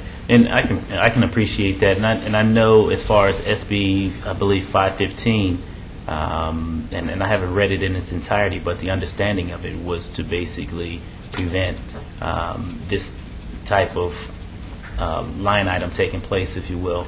And for some, they feel as though it's a loophole of trying to go around SB 515. So that is a major concern, and I hope it's a concern that we can address if, in fact, if it's a possibility for us to build it into the contract. And I know we're not going to sit here and fix it here today, but I wanted to at least get those questions as well as concerns out on the record to basically say that we are cognizant of the issue, and it's something that I will look forward to making sure that we get those questions answered so that we can move forward with this development. Because, as you know, this is a redevelopment area, and we're trying to do what we can to build up the area as well. However, at the same time, we're not trying to move forward and do harm of those individuals, men and women who have built this city and made it become what it is today by way of prevailing wage. So that is something that I believe we have to address in order to move to the next base. So I want to thank Mr. Thompson as well as you, Sheriff, for answering or at least filtering those questions for now. Thank you. Mayor Pro Tem? Yes. While Mr. Thompson's up here, I was briefed last week on SB 515 and some of the ramifications of that, and I think you're correct. It needs to be clarified. But I don't want to have the impression that the city or the county, not speaking for the county, is using this private developer build the public facility as a way that we as a council would circumvent it. I don't think anybody on this board would do that. But I do agree that it needs clarification because, again, from my perspective, these type arrangements where a private sector is building it, maintains our tax base in the RDA, that's important. I think that scenario is becoming more popular, and I hope it's becoming more popular from a fiscal perspective at the city and just an overall bonding, build it with public dollars or lease it with public dollars. So I agree that it needs to be clarified. At the same time, I know that in our RDA and when we have direct public dollars involved with tax increment and such as that, it's a mandatory prevailing wage. And I think the track record downtown proves that out. So I would like to see that clarification, and perhaps as far as the city's role in advocating or clarifying, I think that's critically important. The second part, and Sheriff, you mentioned it earlier, and I appreciate Danny saying that this is separate from the need that we talked about, but you are a good tenant, and not only you mentioned that you don't usually cause problems, or No, we don't cause problems, Councilman. But there's also pretty much a fact that you're going to be around for a while. So you are a plum tenant. And I think any developer, separate from Mr. Fine, but in a scenario further down the road, if we're in this again, that should be part of the overall negotiations without someone being totally benevolent and giving away the house. I mean, the private sector's in it to make money. I think that certainly is a piece versus just a normal tenant going in there that may be there for a year or 10 years. We hope that you're in there as long as this building will hold you. So I think it's important, and I'm sure it's part of the negotiations, that the developer is building something that's needed, but he's getting a tenant that most private sector developers would love to have. And that certainly could factor into the negotiations. And just, again, it has been brought up, I've been waiting for somebody to bring this up. The reason that we look at this bill lease is, at this time, if the sheriff depended upon the county and the city to build him a metro complex anywhere in the valley, it would be years from now because we don't have the money. It's been explained, I think, pretty good to where it's going to cost us about 40% of 2% more in 3 years than what we're paying already. And we have a developer that's going to spend his own money to lease this back to the city. And it's just like with the new city hall that we've been talking about. We don't have the money to build it. But if somebody builds it for us with their money, then we can certainly use it. And so I think that's one thing that we have to look at as far as me casting my vote at the fiscal affairs, is that, like I said, if we had to wait for the sheriff to get this, it would be 10 or 15 years from now, probably. And this way here, we can get it right now. Mr. Mayor Pro Tem, if I could respond to Councilman Brown. First, let me say, I've known Mark Fine for 30 years. I know him to be an honest individual, a good community partner, and a great businessman, and a good friend. And I don't mean to besmirch his name in any way. It just so happens that it's this project. You know, I operate statewide. Mm-hmm. I can tell you that this state is this far away from, I think we already are at economic disaster. I could go down the list of jobs that have been canceled in this state. The list of jobs right here in southern Nevada would choke you. The number of people that are I run a dislocated worker program as part of my operation. I got a guy that I can't keep him on the ground in one spot between going northern Nevada and southern Nevada with massive layoffs. And as the economy continues to worsen, and I can tell you that it is going to continue to worsen given what's going on, there is going to be more and more discussion about who does these type of jobs. It's our experience that in non-prevailing wage jobs, when these public works are let without paying prevailing wage, they oftentimes are let to out-of-state contractors.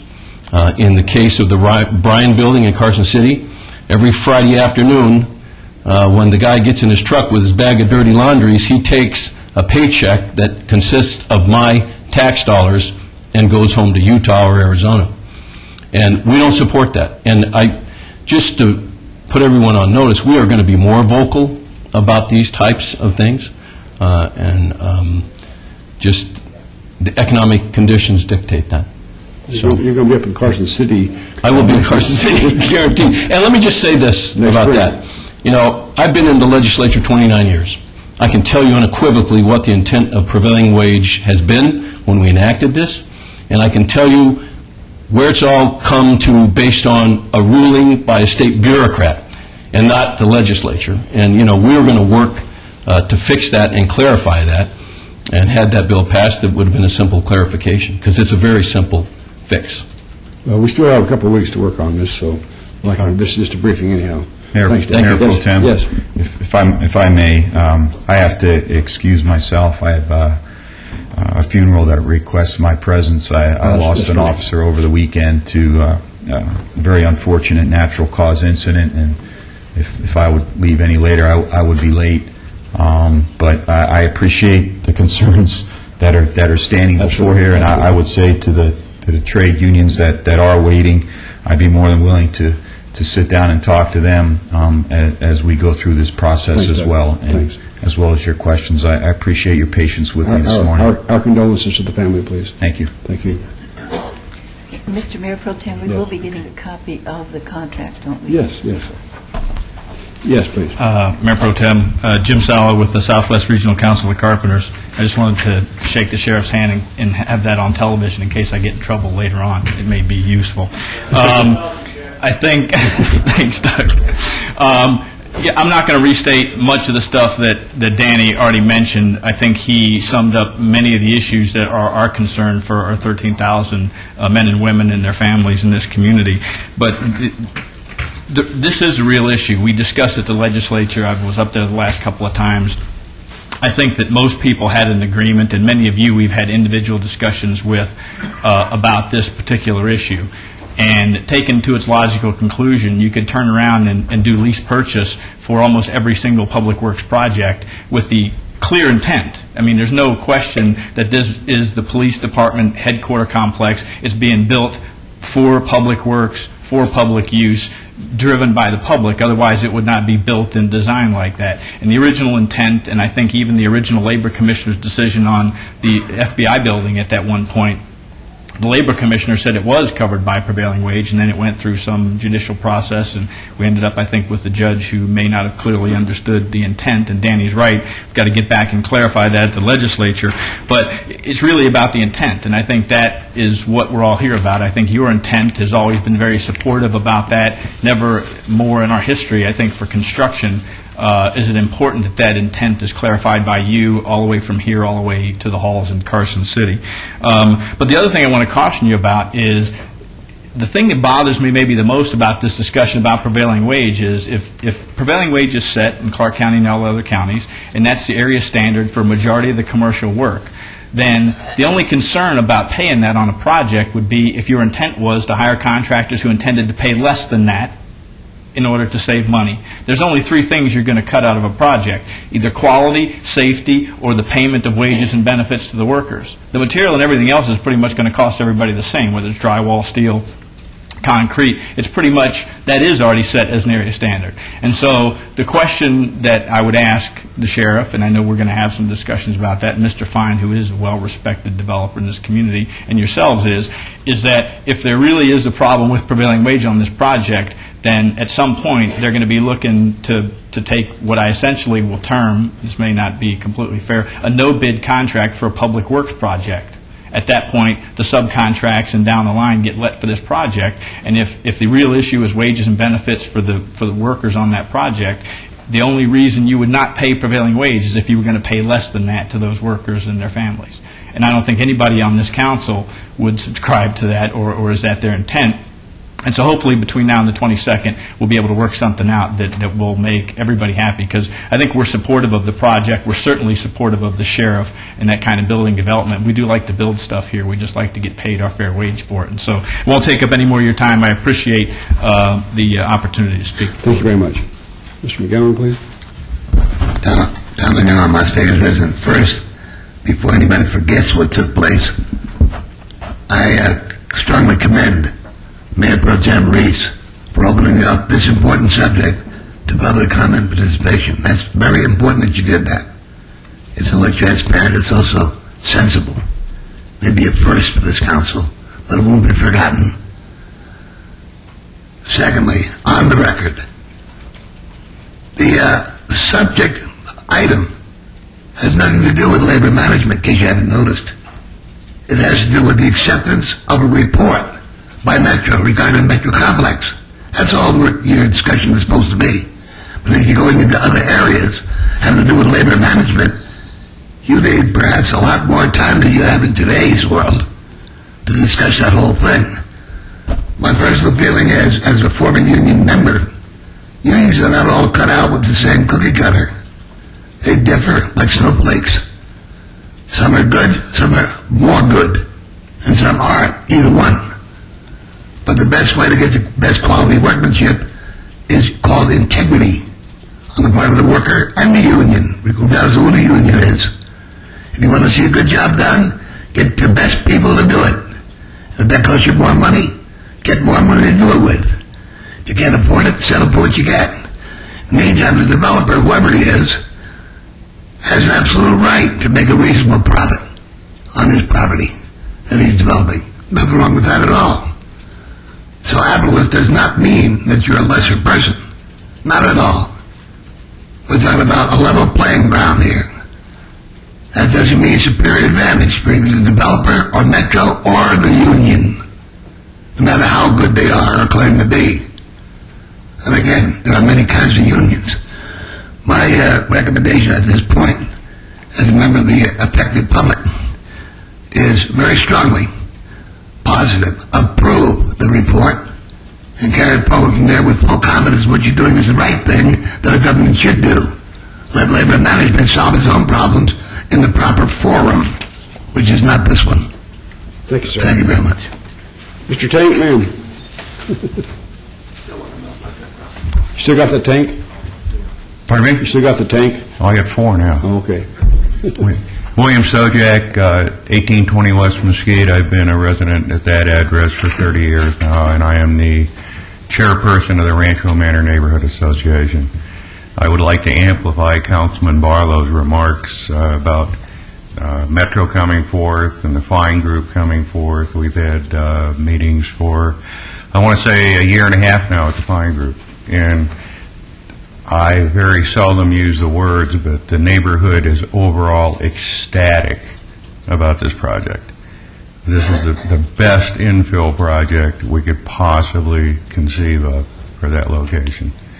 We concur with Metro's observations that it's going to save them money, and we want it for our neighborhood. We think it's great. We couldn't ask for anything better. It's just several of we had in the meetings and discussions we've had regarding the project, we have had 0 negative comments from our neighborhood, and that's unheard of. In my tenure with the neighborhood group, I've never had that happen. There's always 10 or 15% that are not pleased, as you folks know. That comes with the territory, and this has just been unfounded. No one can think of a better project. Thanks. We concur. Thank you very much. Thank you very much. You just get here from the beach? I didn't hear a thing. Good morning. My name is Teddy Russell, Mayor Pro Tem Council. Our mayor spoke to us this morning about the fact that we look to the future to make the difference and to make this world a better place. I concur entirely with Sheriff Young's analysis of the need for this. Gillespie, I'm sorry. It's one of those senior moments. I have so many. All the logic works, and it is something that will be a consolidation, a great effectiveness gained for efficiency and proper supervision. I lived in Atlantic City 6 years before gambling, 6 years after gambling. To run a police department and to be in a police department in a gambling city in a desert is an overwhelming challenge. I have seen tremendous growth in the effectiveness and the, what would you call it, personability of Metro in the 6 years I've been here, saying nothing negative about Sheriff Young. But when I first got here, you heard nothing but complaints. Sheriff Gillespie. Thank you. No, Sheriff Young was before Sheriff Gillespie. That's what I'm trying to say. Nothing bad about him. However, all you heard was complaints about Metro. You do not hear nearly so many, and I am on the streets all the time. They are working to interface in a very people-friendly yet firm and effective way. They're doing wonderfully. I'm talking too long. I agree with Mr. Thompson's points about the problems with prevailing wages, and I'm entirely a union fanatic, but I am saying I am in favor of the project, and I do also agree with the logic that we don't have the money now to build City Hall. We don't have the money to do a lot of things. If we can find some way ingeniously or through initiative or through a reputation of a fine developer, then we should proceed ahead. Thank you very much. Thank you. Okay. Mr. Mayor Pro Tem, just yes. as a point of clarification, at one point I had been told that we had set aside 10 acres near the railroad tracks of Union Station. Had we done that as a city, set aside for Metro? The county had? There is. Well, anyway, could that acres information just be looked into too, just so everything's covered? Thank you. Okay, this is just an informational item. We'll wait till the mayor gets back and we'll go to item number 40. We'd like to thank everyone for coming today and participating in that discussion. Okay. Item number 40 is discussion and possible action regarding a review of conditions of temporary approval for Club 2100 at 2100 Fremont Street. This is in Ward 3. Mr. DiFiore. Mayor, members of the council, on July 16th of this year, there was a motion made by the city council to extend the temporary license for Club 2100 with the condition that Mr. Leno would be able to have live entertainment on Saturday night, ceasing at 2 a.m. on Sunday morning. That was a condition that was imposed on the license. Mr. Leno is here today to ask for a modification to that condition, and if you'd like, I would have him explain that to you. Mr. Leno? Good morning. Dominic Leno with Club 2100. I'm requesting to change my condition from Saturday night to Sunday night because of the time constraint of 2 a.m. I would be able to get an earlier crowd on Sunday, so that limitation would not affect my business and help me be a greater success down on Fremont Street. Yes. So you just want to do it Sunday night, not Saturday night? That's correct. That'd be fine. All right, very good. Any other questions of Mr. Leno or Mr. DiFiore? Okay, Mayor Pro Tem. Yes, I would change the condition to allow live music on Sunday night rather than Saturday night until 2 a.m. Monday morning. Very good. That's the motion. Let's vote on that, please. Post. Motion carries. Thank you. Good luck to you. Thank you very much. Item 41 is discussion and possible action regarding a new package license for Ramsey Solomon, doing business as Super Aztecan Roman numeral 2 at 3140 South Valley View Boulevard and Suite 3. This is in Ward 1. Mr. DiFiore. Mayor and members of the council, I would like to suggest to the council that we hold this in abeyance for 2 weeks. We have some concerns with regard to the packaging of the alcohol at the location, as well as we ran across some concerns with regard to work cards and health cards during a recent inspection. I would like to come back in 2 weeks with a briefing and complete our investigation of this matter. So 2 weeks would be my recommendation for an abeyance. All right, Mr. Brown? That's my understanding as well, and we have no objection to that. All right, would you identify yourself for the record? David Brown, 520 South 4th Street. I was informed of the same issue this morning, and we have no objection to the 2-week continuance. All right. Councilwoman? Move to approve staff's recommendation. All right, this will be obeyed for 2 weeks then. September 17th. Thank you very much. Thank you very much. Right. We have to vote on that. Let's vote on that, please. Post. Motion carries. September 17th. All right, 43 is discussion and possible action regarding temporary approval of a new supper club license subject to the provisions of planning and fire codes and health department regulations for FAST Inc., doing business as Salvatore's Italian Steakhouse at 9090 Alta Drive. Robert Harry, the President, Secretary, Treasurer, 100%, Ward number 2. Before we go, I want the record to reflect that I consider myself a personal friend of Mr. Harry's, and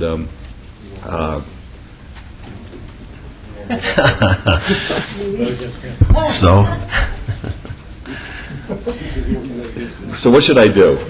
Vote. I'm a friend. I think merely being a friend is not enough to disqualify you. If you can be objective and vote, then I could be objective in this case. All right, very good. Ms. Meyer. Mayor and members of council, Carol Meyer, Finance and Business Services. Mr. Harry has completed all the requirements that we have to be able to be considered for temporary approval of the supper club license. So it would be my recommendation that we would approve a temporary license subject to all conditions. Okay, Mr. Harry, would you like to be heard? Nothing at all. Okay. Thank you. All right, do you want to tell us a little bit about what the restaurant's going to serve and give you a chance for free advertisement? Italian and steak at the Suncoast. Okay, Mr. Harry. Moderately priced. The former owner of Fellini's on West Charleston, which was one of my favorite restaurants in Watering Holes, and hopefully you'll bring the same kind We of... will be back there, too. Oh, you will? Mm-hmm. Oh, that's the greatest. So I won't go to Salvatore's then. I'll wait for Fellini's to No, come. you have to show up there. It's Okay, very good. Okay, any other comments or questions? Councilor Wilson. My motion is for approval, subject to staff's recommendations. Very good. Let's vote, please. Post. Thank you. Motion carries. Good luck. Thank you. You're welcome. Item 44 is R49, 2008, a public hearing and possible action regarding a resolution on the intent of the Las Vegas Clark County Library District to issue general obligation medium-term bonds in the maximum amount of $50 million. This pertains to all wards. It's a public hearing, which is now open. Mr. Vincent. Thank you, Aaron. Mark Vincent, Director of Finance and Business Services. NRS 379 requires that both the county and the city pass resolutions supporting any proposed bond issuance by the Consolidated Clark County Las Vegas Library District. So that's what this item here is about. They're proposing a bond issue of up to $50 million to build at least one, possibly two new facilities in the future. This bond issue will not have any effect on us directly. They are funding this out of their own existing revenue sources. Staff has met with Mr. Walters and his staff and consultants, and we obviously support the item. I believe Mr. Walters is in the audience, as is some of the board members, if you wish to speak with them. All right, very good. Thank you, Mr. Vincent. Mr. Walters, did you want to be heard, or... Okay. Any questions of Mr. Vincent or Mr. Walters or his board? Yes, Mayor, I would like for Mr. Walters to come forward, please. All right, Mr. Walters, would you please come up?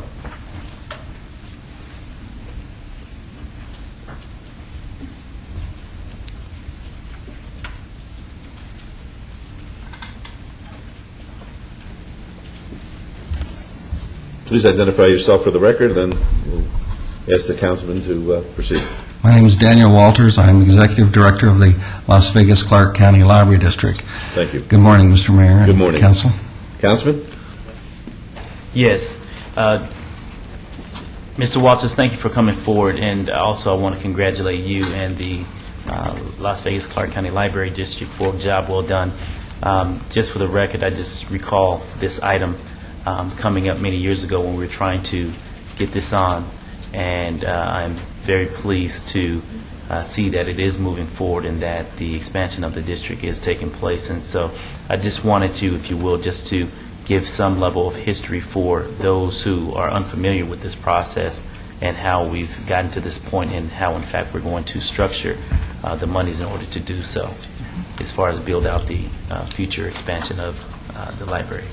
Thank you very much, Councilman Barlow. We created the fund that will do this project, and it is funding the first new library we're going to open next year in Councilman Ross's ward for the city at Centennial Hills. That same fund now will be used to do a similar project in the southwest, and for which we've done the analysis. And I do want to recognize that Councilman Barlow was on the board when we created the fund that has made it possible for us to bring that new library online in Centennial Hills in January, as well as do this project.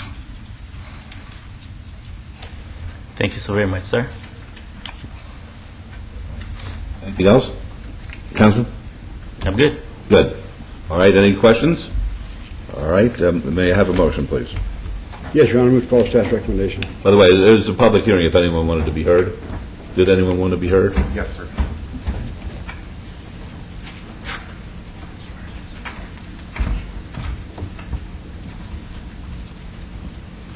My name is Teddy Russell, resident of Las Vegas. I'm entirely in favor of the bonding. And I just wanted to mention, while I'm reminded, I wanted to thank Mr. Kerkorian, MGM Mirage, made a fantastic gift. No. Endowment of $14.3 million toward Las Vegas schools. Thank you so much. Now, when we have folks come up on the public hearing, they have to address the issue which is before us. Please, in the future, let's do that. I stand corrected, Your Honor. All right, no problem. Okay, may I have anybody else? We'll close the public hearing then. May I have a motion, please? Motion to follow staff's recommendation with all conditions. Thank you. Let's vote, please. Opposed? Motion carries. Thank you. Okay, item 45 is R50, 2008, discussion and possible action regarding resolution adopting a sustainability energy strategy for the city of Las Vegas, and of course this applies to all wards. Mr. Perigo. Mayor, members of the council, Tom Perigo, Planning and Development Department. The resolution does three things. One, it adopts an energy strategy, which I'll talk about in a second. Two, it takes action consistent with the climate protection policy that's already been established at the city. And three, it requires that any decisions on future energy projects or programs take into consideration the life cycle costs and benefits to the environment, the community, and the economy.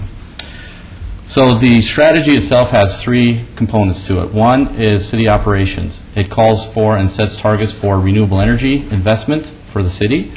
It looks at reducing the city's carbon footprint, and also addresses purchasing practices to require more environmentally friendly products as we consider making purchases and contracting with companies.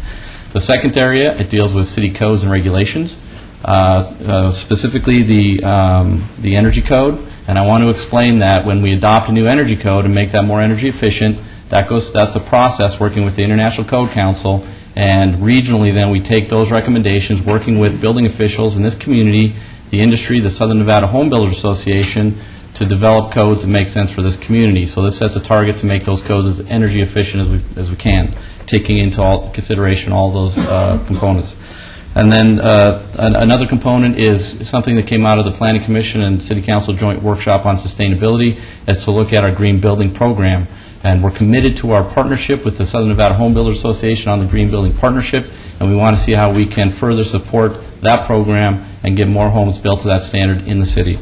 And then finally, there's a community portion that looks at investing in, working with the community to invest in solar rooftops and water-efficient retrofits within homes. And the final component of that is participating in energy conservation program. We're currently working with a number of agencies in the community, the Southern Nevada Water Authority, the Water District and the Springs Preserve, Nevada Power, Clark County, Henderson, North Las Vegas. We're all working together to come up with a program to help improve energy efficiency within buildings. That's the energy strategy, and I'm happy to answer any questions you might have. Thank you. Are there any questions for Mr. Perrigo? I can say this to you, Mr. Perrigo. It may not be the most sexy area that we're concerning ourselves with when we talk about sustainability and green and this resolution.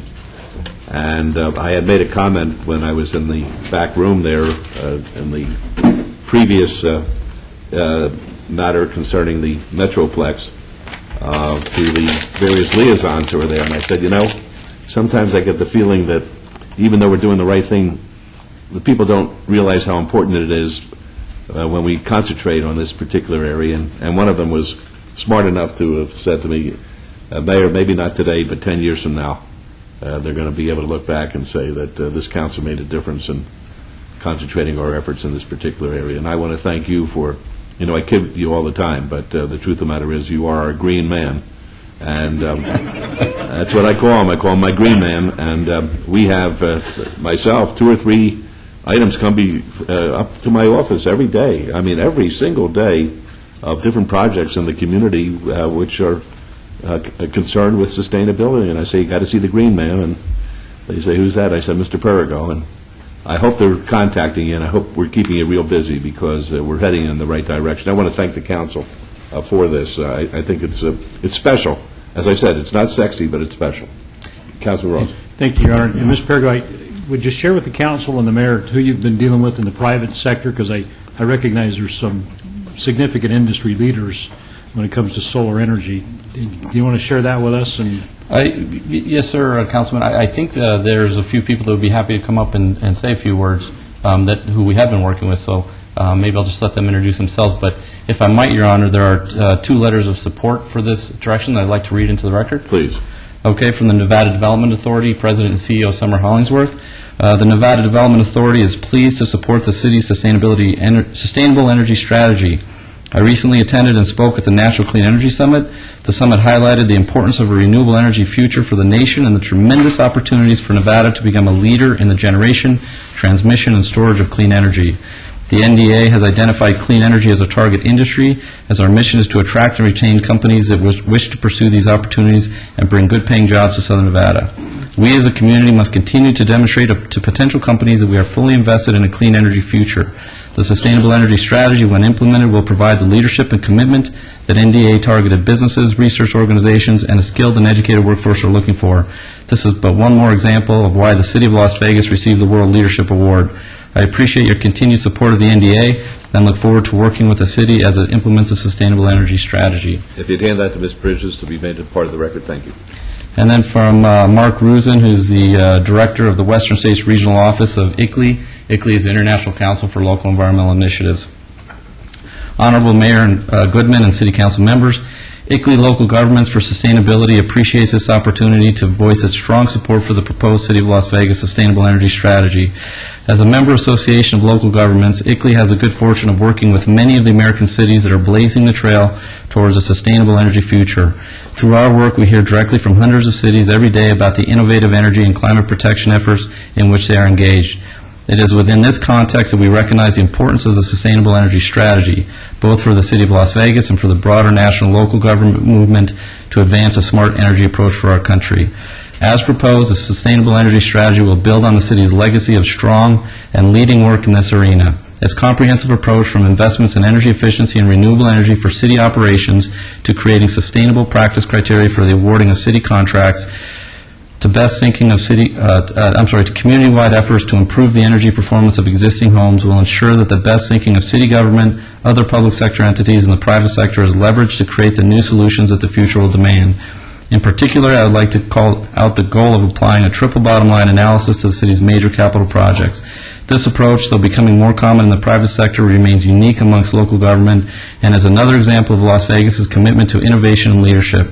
This goal will ultimately benefit the Las Vegas community, not just in relation to energy, but across the board, as sustainability becomes the driving force behind the decisions the city's elected officials and residents make about its future.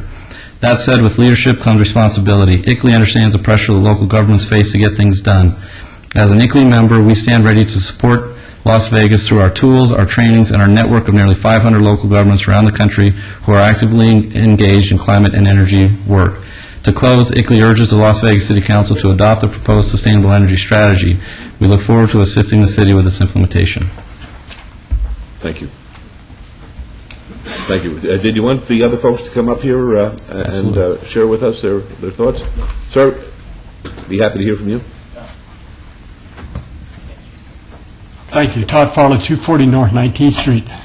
Your Honor, what I'd like to know, first of all, I commend the city for adopting these strategies, but are we adopting the codes right now, or are we adopting the strategies to consider the codes?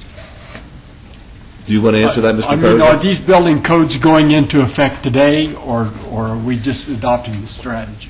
This strategy sets targets for the building code, and we're working through that process, as I mentioned, with industry and other building officials and the International Code Council. Thank you very much. Mr. Thompson? Thank you, Mr. Mayor. Danny Thompson, representing the Nevada State AFL-CIO. I had the honor and privilege to facilitate one of the panels, in fact, the panel that Mr.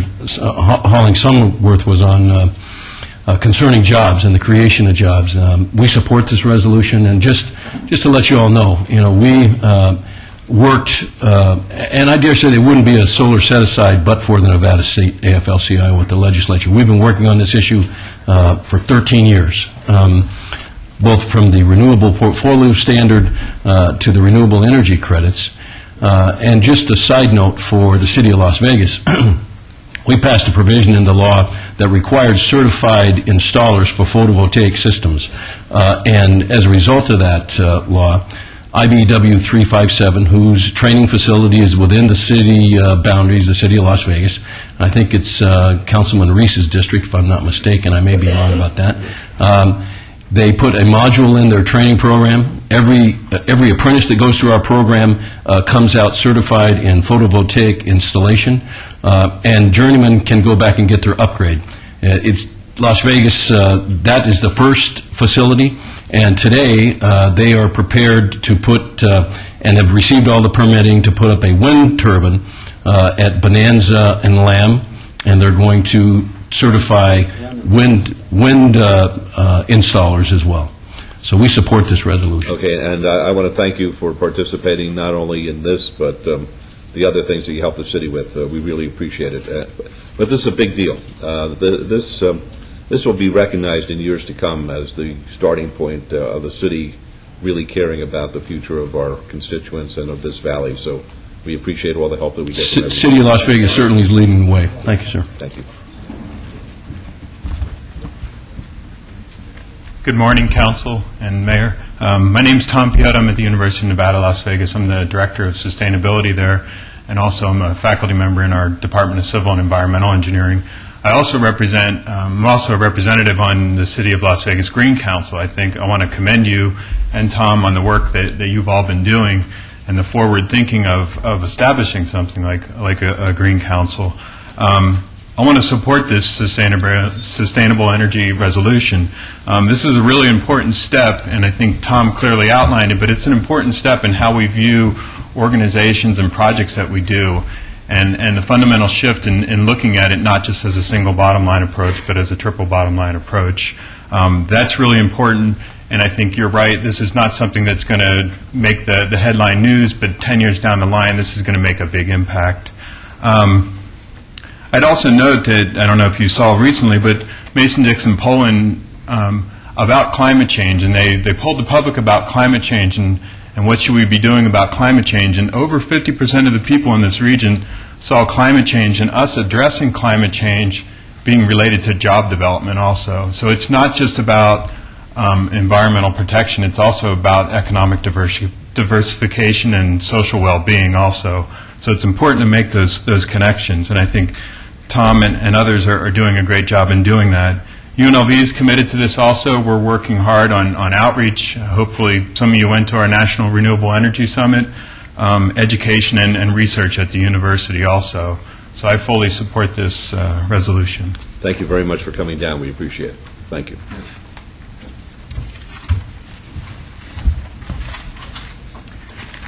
Good morning. Gwen Medita at Harris Entertainment. I'm the Corporate Director of CSR, or Corporate Social Responsibility. Harris Entertainment fully supports the resolution adopting a City of Las Vegas sustainable energy policy or strategy. The strategy closely fits with our company's long-standing code of commitments and our commitment to the environment. We've had a fully functioning corporate services for environmental sustainability for about 5 or 6 years now. And the strategy that we find that the city has put together puts forth a very clear vision and strategic framework that will operationalize and measure results. As an executive leading CSR initiatives at Harris Entertainment, I often cross paths with leaders, NGOs, policymakers, and legislative advocacy groups in the environmental community. And I clearly find that sustainability with the environment is very important to the millions of guests that visit our city each year and the thousands of employees that reside in our community. I also find that it's very important to manage the optics around what we are doing with our energy demands, as well as our use of natural resources and all that we emit, carbon emissions and so on in the desert. The perception of what we are doing as a community in managing and leading the environmental sustainability needs to be addressed and managed long-term, which I feel this strategy has clearly laid forth. Like Harris' environmental sustainability strategy, the city's work does lay out the vision, strategy, structure, and measurements, which I feel is very important to measure success and measure the movement of the needle as we move forward. This strategy is also bold in making public commitments and seeks to acquire third-party validation and credibility of our community's programs. Thank you. Thank you very much. I don't know who's responsible for this, but to have this kind of community buy-in is extraordinary. This is something that is very, very special. The fact that we have the university, we've got the private sector, we've got the public sector, we've got organizations who are committed to sustainability, all working together on this. To whom do we give credit? Do we give it to Mr. Perigo, or do we? I know it's Dr. Selby who's carried the laboring oar as far as the whole concept was concerned right from the get-go. But maybe you do deserve your salary. This is this is an eye-opener to me. You haven't been sleeping the past 9 years. This is terrific. Thank you very much.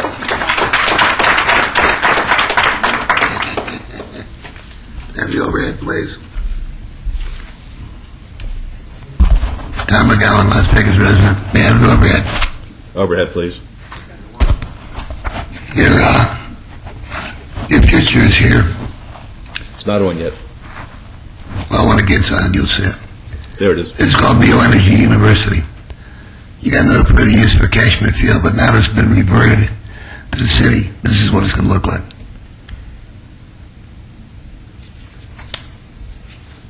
Sustainable energy from now on.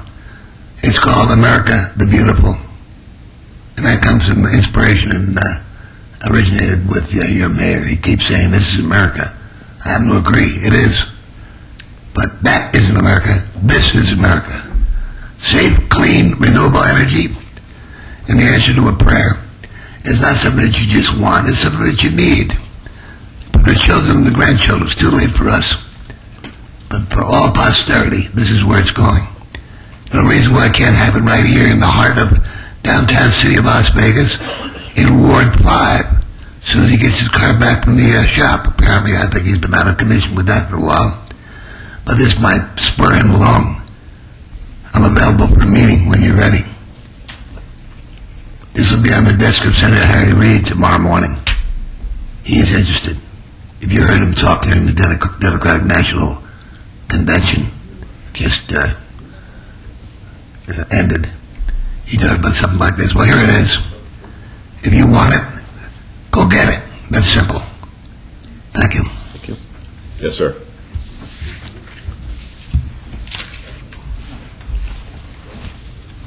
Hi, I'm Chris Brooks. I'm a lifelong resident of the city of Las Vegas, and I currently reside in Councilman Ross's Ward 6, and I also am the director of the Renewable Energy Division of Bombard Electric, and I commend the city council and the mayor and Tom Paragos, all his incredible work that he's done, and I get emails pretty late at night, so I think he is working also. But this has led to, the stuff that's gone on in the state of Nevada for renewables has led to a tremendous amount of jobs, and has promised to lead to just an enormous amount of jobs in the state and down here in southern Nevada. We've quietly, kind of under the radar, over the last 2 or 3 years at Bombard, which is a Las Vegas company for 26 years, have installed more solar electric panels than any other company in the nation. So we're doing it, and it's creating great jobs.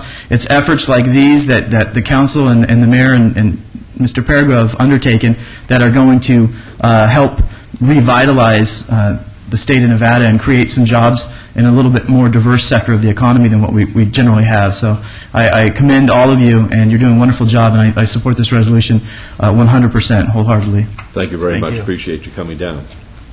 Yes, ma'am. Hi, Lydia Ball with the Sierra Club. I represent about 6,000 Nevadans in the state. I wanted to come up here, show our support for this resolution, and particularly the council and Tom for the good work that you guys have done in the last 2 years, and we look forward to seeing what's going to be implemented next. I wanted to call your attention and let you know that in a recent poll that we found, 87% of Nevadans actually support renewable energy development.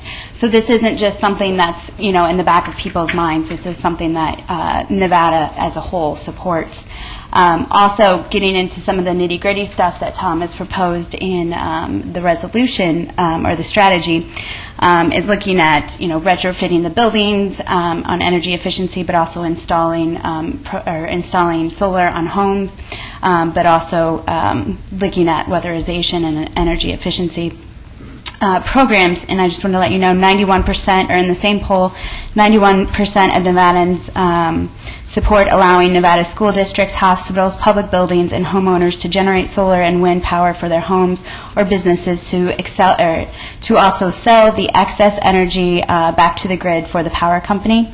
88% favor providing homeowners with low-interest loans or rebates to cover part of the cost to upgrade to new, more efficient home appliances and other improvements to increase their home's energy efficiency. 86% favor giving the state the ability to fund projects such as the construction of new power lines, which would provide more Nevadans with power generated with clean energy such as geothermal, solar, and wind. I know the jobs has been talked about, and the Sierra Club also has a strategic alliance with the steelworkers. It's called the Blue-Green Alliance. We did a report, or we've done a series of reports, but the first report had Nevada in was about a year ago. And what we did is we looked at the existing firms that are in Nevada right now, and we found about 206 existing firms that could start producing things that would or weatherization type of products, or solar panels, or wind turbines, anything that goes into that clean energy category. And basically what we found with those 206 firms, if there was a significant investment in renewable energy development, we would actually create 3,001 jobs in the state of Nevada.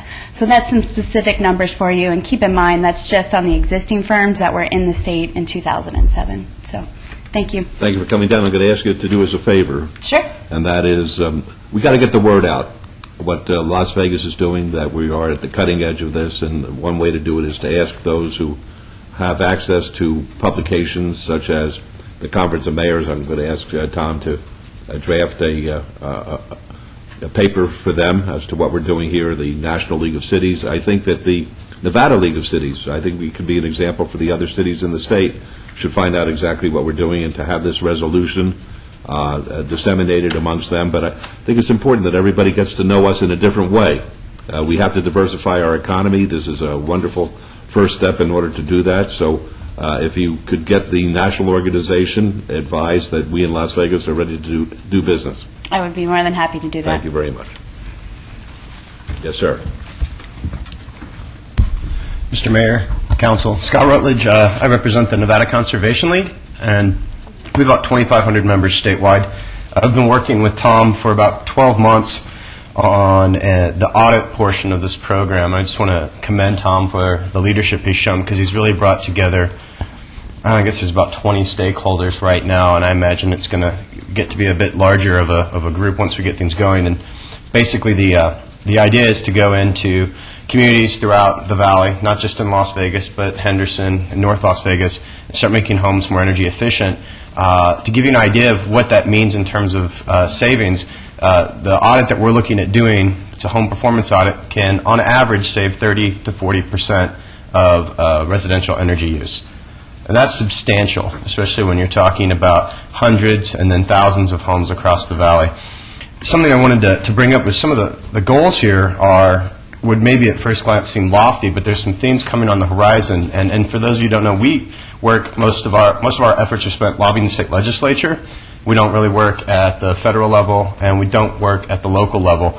So when we go into next session in Carson City, we're going to be working with a lot of other stakeholders on some of the incentives for renewable energy and efficiency that will help spur this kind of a program along.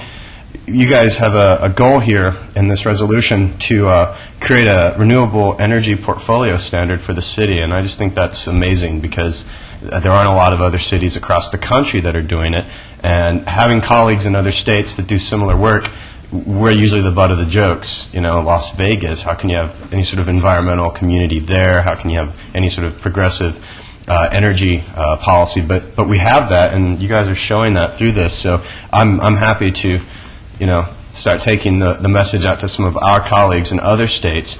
One thing I would say is that in terms of the goal around the RPS, the Renewable Portfolio Standard, there's something right before the Public Utility Commission. They're discussing the idea of third-party solar, and basically what that would allow is cities, schools, any government agencies to rent or lease solar photovoltaic panels, as opposed to having to spend the $40,000, $50,000, $60,000 to install. So it could be a good opportunity, especially with these economic times, to allow the city and other government agencies to actually lease or rent these panels, saving you energy and saving you the upfront cost. So it's going before the Public Utilities Commission now. I'm sure if you were to contact Chairman Kelly and let her know that the city would support the idea of using third-party solar. We're also going to be going to the legislature with this, and I know that one of the leads on this will probably be Rose McKinney-James, and so you could get in touch with her about this. They need to know that this is something that you guys as a council, support for the city. And then Chris Brooks, who was up here earlier, I know that if this passed, probably is going to have to hire like 100 more guys to do the work. So, and so those are Nevadans doing good work. It'll allow our state to become more energy independent. So anyways, just support this. I want to thank Tom for all the work he's done. And if you guys have any questions about some of that legislative stuff that's going on, please have your folks contact, myself or someone with our organization. We can get them up to speed on some of the stuff we're going to be looking at next session on energy policy. Great. Thanks for coming down. Thanks. We appreciate it. Anybody else like to be heard? Well, yes.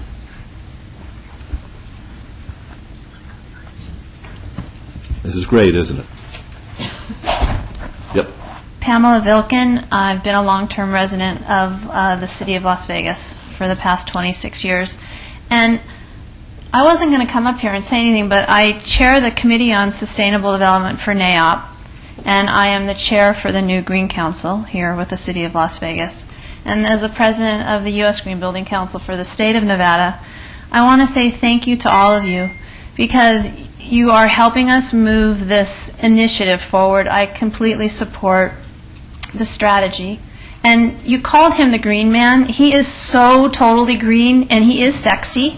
And I think you've done a great job. I swear I did not say that. And I think that you deserve a raise. Oh, because you've done an amazing job. Tell her you will not accept the raise, even if we give it to you.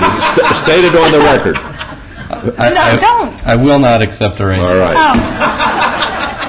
But we promise you that we will lend all the support and be as much of a voice, a positive voice for the city of Las Vegas as we possibly can. And we are a very strong force. We all work together. And if you guys can help us get the right PR out, we have those avenues to let some of these stories go into the press. I would appreciate that. I'd like us to be known, and the council would like us to be known as the number one green city. And you're the greenest mayor. Well, in my old life, I'd love to get green, but I'm not sure about this life. Thank you. Glenn Trowbridge, speaking on behalf of the Southern Nevada chapter of the Electrical Contractors Association. Today I'm kind of batting cleanup, so I'll not be redundant and simply mention that we recognize and appreciate the mayor and the council's efforts in this area. There's a couple of points that need to be made, though. Primarily is the significance of this particular measure in terms of helping us to diversify the economy in terms of not only the installation but also the design and manufacture of the technology associated with renewable energy. And also the one point that hasn't been made, all these efforts and successes that we're anticipating are going to further help us reduce our dependence on foreign oil. So national security comes into play here, too, in your efforts. So thank you very much. Yeah, it's really amazing. I think the lesson that we've learned is that this touches every aspect of life, economics, societal relationships, the green aspects. Everything that we do is affected by our sustainability efforts. So I commend you for it. I want us to be known as the number one.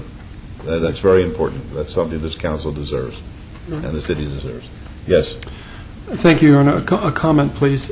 You mentioned earlier that in the back room, indicating that 10 years from now they'll look back to today, and that's true to a certain degree, but I think it's important with Tom and Dr. Selby here that we certainly have a culmination happening today, and a lot of the pieces of the puzzle out there have certainly come together. But it didn't happen today or last week or a year ago. These efforts have been going on long before it was perhaps politically correct or community focused. Harris, Bombard Electric, IBEW, these things have been happening for years. The city of Las Vegas. Dan Hyde was here earlier on that committee, but we have, Dr. Selby, I think 89% of our fleet using some kind of alternative fuel.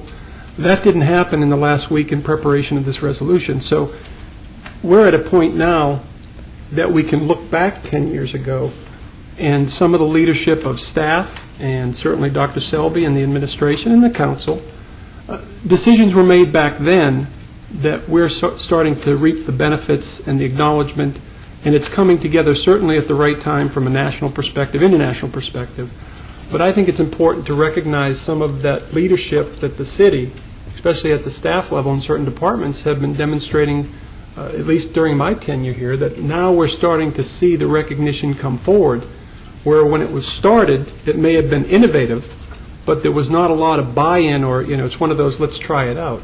So I think it's also important to reflect a little bit today on the great work that's been done prior to this resolution. Thank you. And if I might, Your Honor, that's absolutely, it's such an important point that this is, my job really is quite easy. I probably could have slept through this because there's so much support. There's so much that's gone on before to lead up to this That was a very bad example, Mr. Berrigan. And with, again, the visionary leadership of this board and Dr. Selby's leadership and the support of my director, Margot Wheeler, I mean, it's all of us working together to make this happen. And I sort of hope, my wife doesn't usually watch these, but if she does, I don't know what's going to be worse, my refusing a raise or being called sexy by the lovely Pamela Vilken. So I just want to tell her I love her, and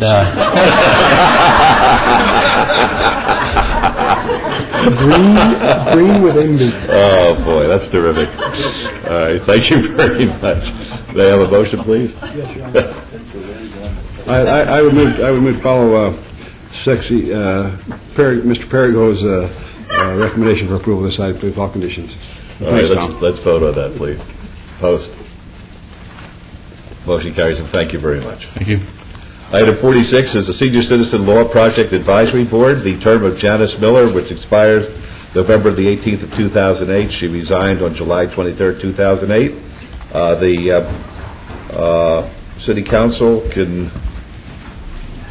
let's see, what are our choices? Ms. Vogel? What's Yes, the story? good morning, Mayor, Council. Sugar Vogel, Administrator, Senior Citizens Law Project. It's my recommendation that Kathy McLean be appointed to fill the seat of Janice Miller. Ms. McLean is a state assemblywoman. She chairs the interim committee to study seniors and veterans. She fulfills the criteria for senior provider. She's an analyst for Clark County Social Services, and she has indicated a willingness to sit on the Senior Citizens Law Project Advisory Board. Thank you very much. May I have a motion to that effect? I would move to follow Ms. Vogel's recommendation. Thank you. Let's vote on that, please. Post. Motion carries. Thanks for coming down. Thank you, and thank you for your support. You're welcome. Okay. We've got item 47, discussion and possible action on the 6th amended and restated bylaws of City of Las Vegas Community Development Recommending Board. This pertains to all wards. Folks? Please identify yourself for the record, and I'd like to hear from you. Sure. Tim Whitwright, Manager, Development Division, Neighborhood Services Department. The item here today really, quite frankly, is housekeeping items as far as amendments to the CDRB bylaws. The Community Development Recommending Board is a committee that reviews grant funding applications, and they make recommendations to the Mayor and Council. The examples, if you will, of some of the amendments that are taking place here are housekeeping items. One is a reduction in the board members. Back in 1996, there were 31 members. In 2001, the board was reduced to 24. And in this amendment, we're reducing the board to 13. Essentially trying to operate more efficiently, recognize the changes in representation within the community, and some cost savings as well that go with that. Some other changes that will be in place. We have actually changed. The board will now be choosing their chair and co-chair. Just something we found in operations. We've had some people who, at a time, were being kind of pushed into the positions. This gives us a chance to kind of open the field of people who can actually be a chair or co-chair person and help them out. Some who can actually do the job, and others who are a little nervous and don't want to. So that, in terms of operational sense, is much better for us. From there, if there's any questions that you may have regarding the amendments themselves, I'm happy to answer any questions. Very good. Are there any questions? Ms. Morris, do you want to be heard? No, sir. Okay, fine. All right. Could we have a motion, please? I move to follow staff's recommendation. Thank you. Let's vote, please. Post.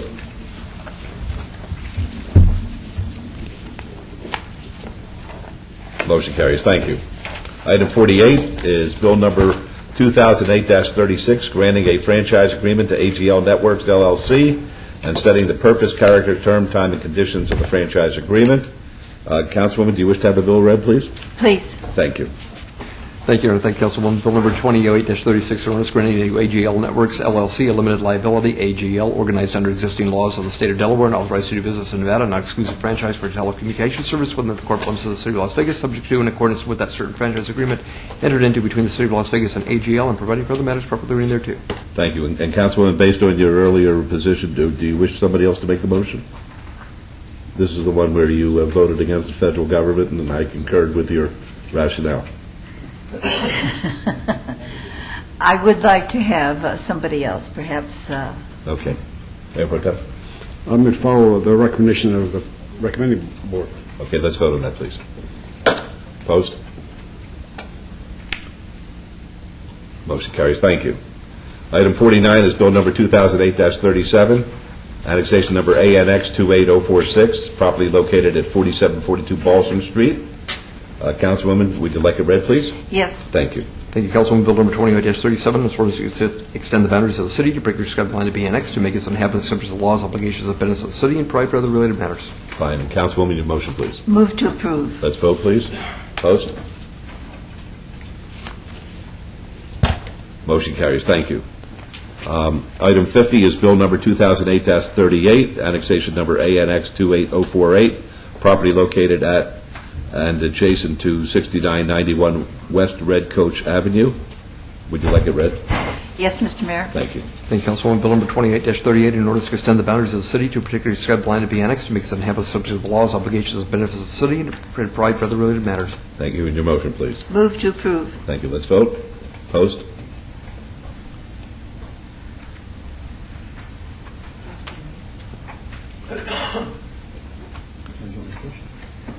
Motion carries. Thank you. Item 51 is Bill number 2008-39, exempts from the city's noise regulations certain events within the Downtown Entertainment Overlay District.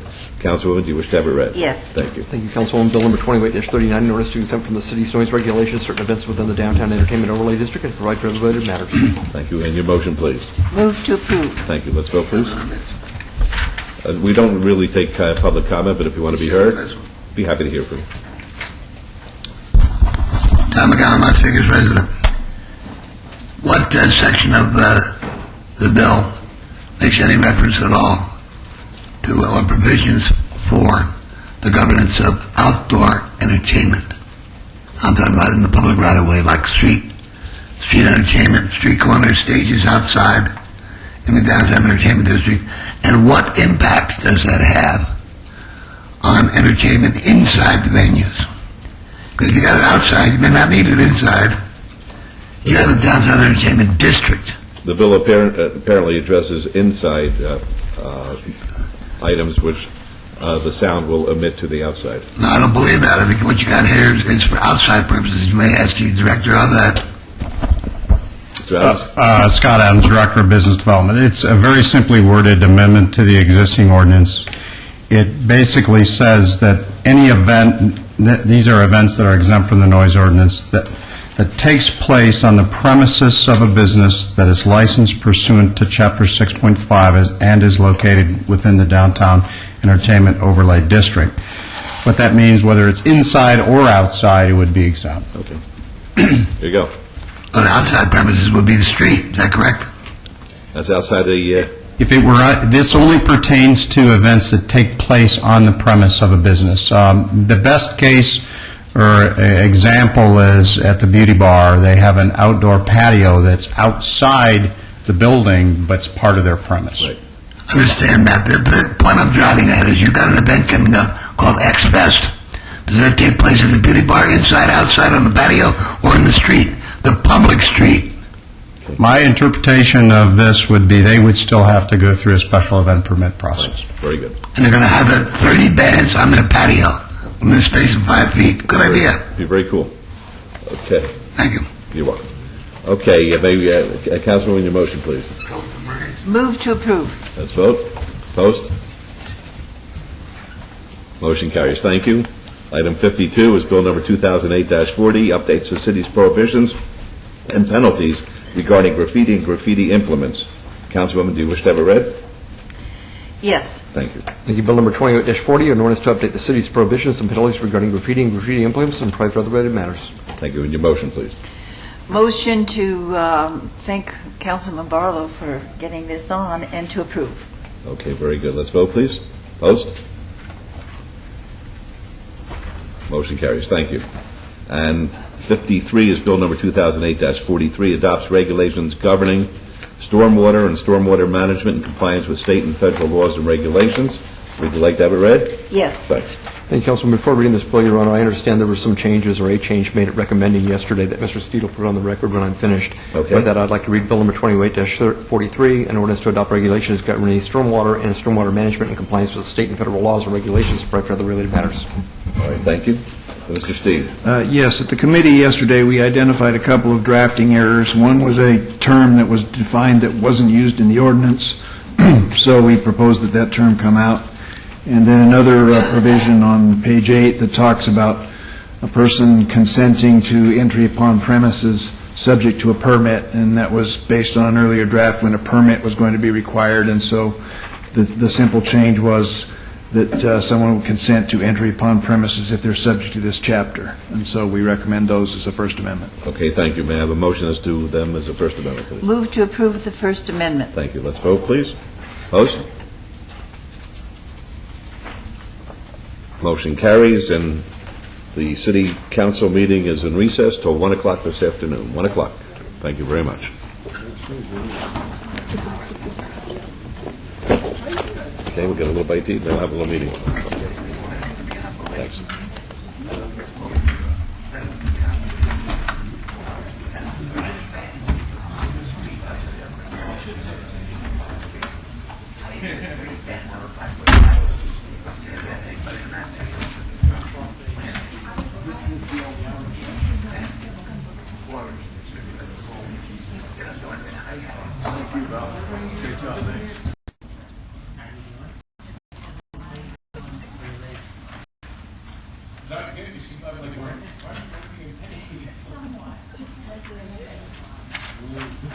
These are gone. Wow. The world's record, sir. It may be. It may be. How about that Tommy P. this morning, sir? Perigo. He was on fire today. That's it. On fire. On fire today.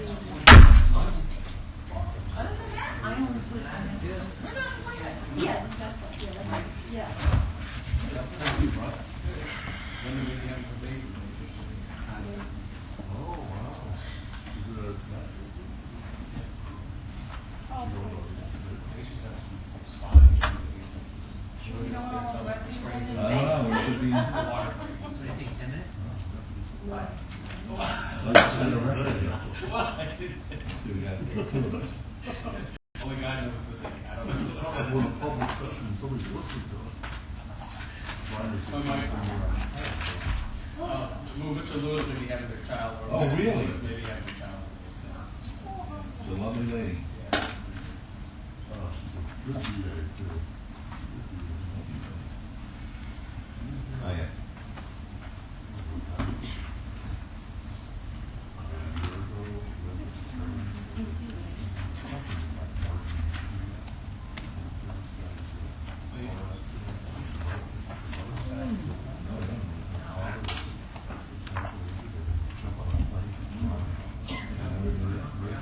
I did have a conversation with her one night, and apparently her parents' success story was phenomenal. They came from nothing, and her parents did very, very well. 6 months off. Okay, well, we can start then. Is it time? I have 2 minutes. Okay. By Verizon. Just do the motion on the rescind, call the motion to rehear. Okay, that's on like 50... 6230. Yeah. So I'll do 62 first.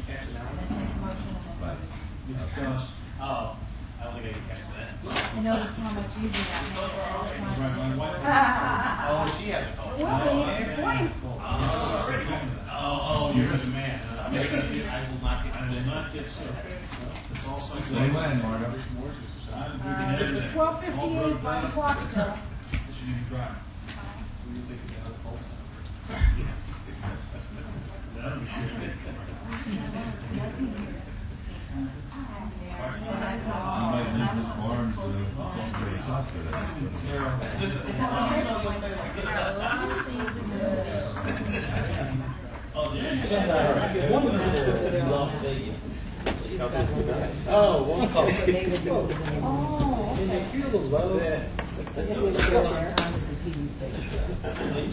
I'm Teddy. Oh, I hate that. Those birds come from the beach. Yeah, we're okay, as long as Margot says. Okay? Be careful of a report like that.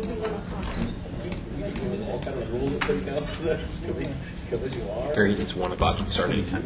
All right, very good. 6-inch sleeves. Good afternoon, ladies and gentlemen. I'll call item number 54. Any items from the afternoon session that the council, staff, and/or the applicant wish to be stricken or held in abeyance to a future meeting may be brought forward and acted upon at this time. Mayor Pro Tem. Thank you, Your Honor. We have items 55 through 58, rezoning 28325, variance 28326, special use permit 28323, and site development review 28320, Washington Pecos LLC, Madre Mesa, 2.78 acres on the southeast corner of Washington Avenue and Pecos Road. The applicant requests that to be held in abeyance until our September the 17th, 2008 meeting. Are there any other items? If I may, Aaron, Mayor Pro Yes. Tem, that was the applicant requested that to be obeyed.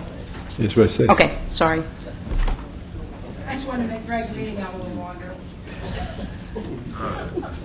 I make a motion moving these items forward and take the appropriate action, please. All right, let's vote, please. Opposed? Motion carries. Thank you. Item 59 is SUP 29035, special use permit. The applicant is Bilo Mart, owner Edmond Town Center LLC, request for a special use permit for a proposed beer, wine cooler, off-sale establishment within a proposed general retail store with waivers to allow a 300-foot distance separation where 400 feet is required from a church, and to allow a 150-foot distance separation from a city park where 400 feet is required at 1061 West Owens Avenue in Ward 5. Planning Commission staff recommend approval, subject to conditions. It's a public hearing, which I now declare open. Anybody from Bilo Mart or Edmond Town Center? Councilman, what's your pleasure? Thank you, Mayor. I just wanted to make note that on September 24th will be the grand opening of the Bilo Mart, and we invite the entire public out to celebrate. And also, I made sure that that item was on your calendar, and invitations will be coming out to the entire council for September 24th. So with that being said, I would like to move to follow staff's recommendation for approval of this item. All right, let's vote on that, please. Opposed? Bilo. Motion carries. Thank you. Item 60 is ROC 29141, review of condition. The applicant is ABC Stores, the owner SMK Inc. Request for a review of condition to remove condition number 8 of an approved special use permit which prohibited the sale of individual containers of any size of beer, wine coolers, or screwed cap wine, that all such products shall remain in their original configurations as shipped by the manufacturer, and that no repackaging of containers into groups smaller than the original shipping container size shall be permitted at 23 Fremont Street in Ward 3. The staff recommends denial. Mr. Gronauer? Your Honor, members of the council, good afternoon. I'm Bob Gronauer, 3800 Howard Hughes Parkway. To my right is the district manager for ABC Stores, Mr. Miles Oley. You may recall he's been here several times with me on other review of conditions and the special use permit. Just a brief background here. As you're aware, ABC Stores came into the city of Las Vegas and actually the state of Nevada about 6 years ago. They were one of the first businesses to make a substantial investment improvement up to about $2 million on the Fremont Street shops itself. With that being said, we had a special use permit approved back in 2002, and we had some changes with respect to the liquor uses on the use itself. We feel that over the years, ABC Stores has been a great corporate citizen to the city of Las Vegas and to its other companies that are along the Fremont Street experience itself. So with that being said, and without any problems with us using or having the use of alcohol uses out on the premise or within the premise of our shops here, we'd ask for the approval of the review of condition. All right, thank you. Are there any questions? Folks, public hearing, would anyone like to be heard? Mr. Victor?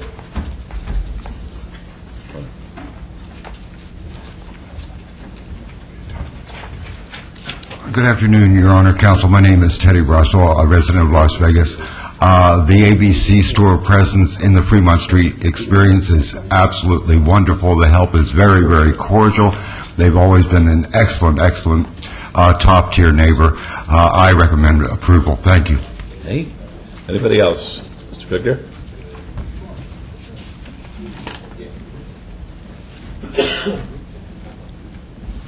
Hi, I'm Jeff Victor, president of the Fremont Street Experience. I would like to say that ABC's presence on the street is a very positive one for us. They're a great-looking store with great-looking merchandise and friendly staff. Just couldn't be any happier with their operation, but we were kind of caught off guard as an organization as to the desire to change this rule. We do have some concerns about how that will play down on the street, and more specifically, we're just not sure what value it adds to the experience. We are largely a tourist destination, and so I think we'd like to understand a little bit more about why the applicant is looking for the variance. All right, thank you. Mr. Mayor? Yes, Is the case that they already have the condition removed and you're just now reviewing how that's doing? No, this is a review of condition to remove the condition. Right. Would you care to address that question, Mr. Gronauer, or your client? Yes, I will. Again, with respect to ABC stores, as I mentioned, they've been there for the past 6 years. They've complied with all the conditions. No, basically, the question is, why are they asking to have this condition removed to allow more products to be sold at one time than before? And it's strictly to be on the same playing field as the other competitors that are within the Fremont Street.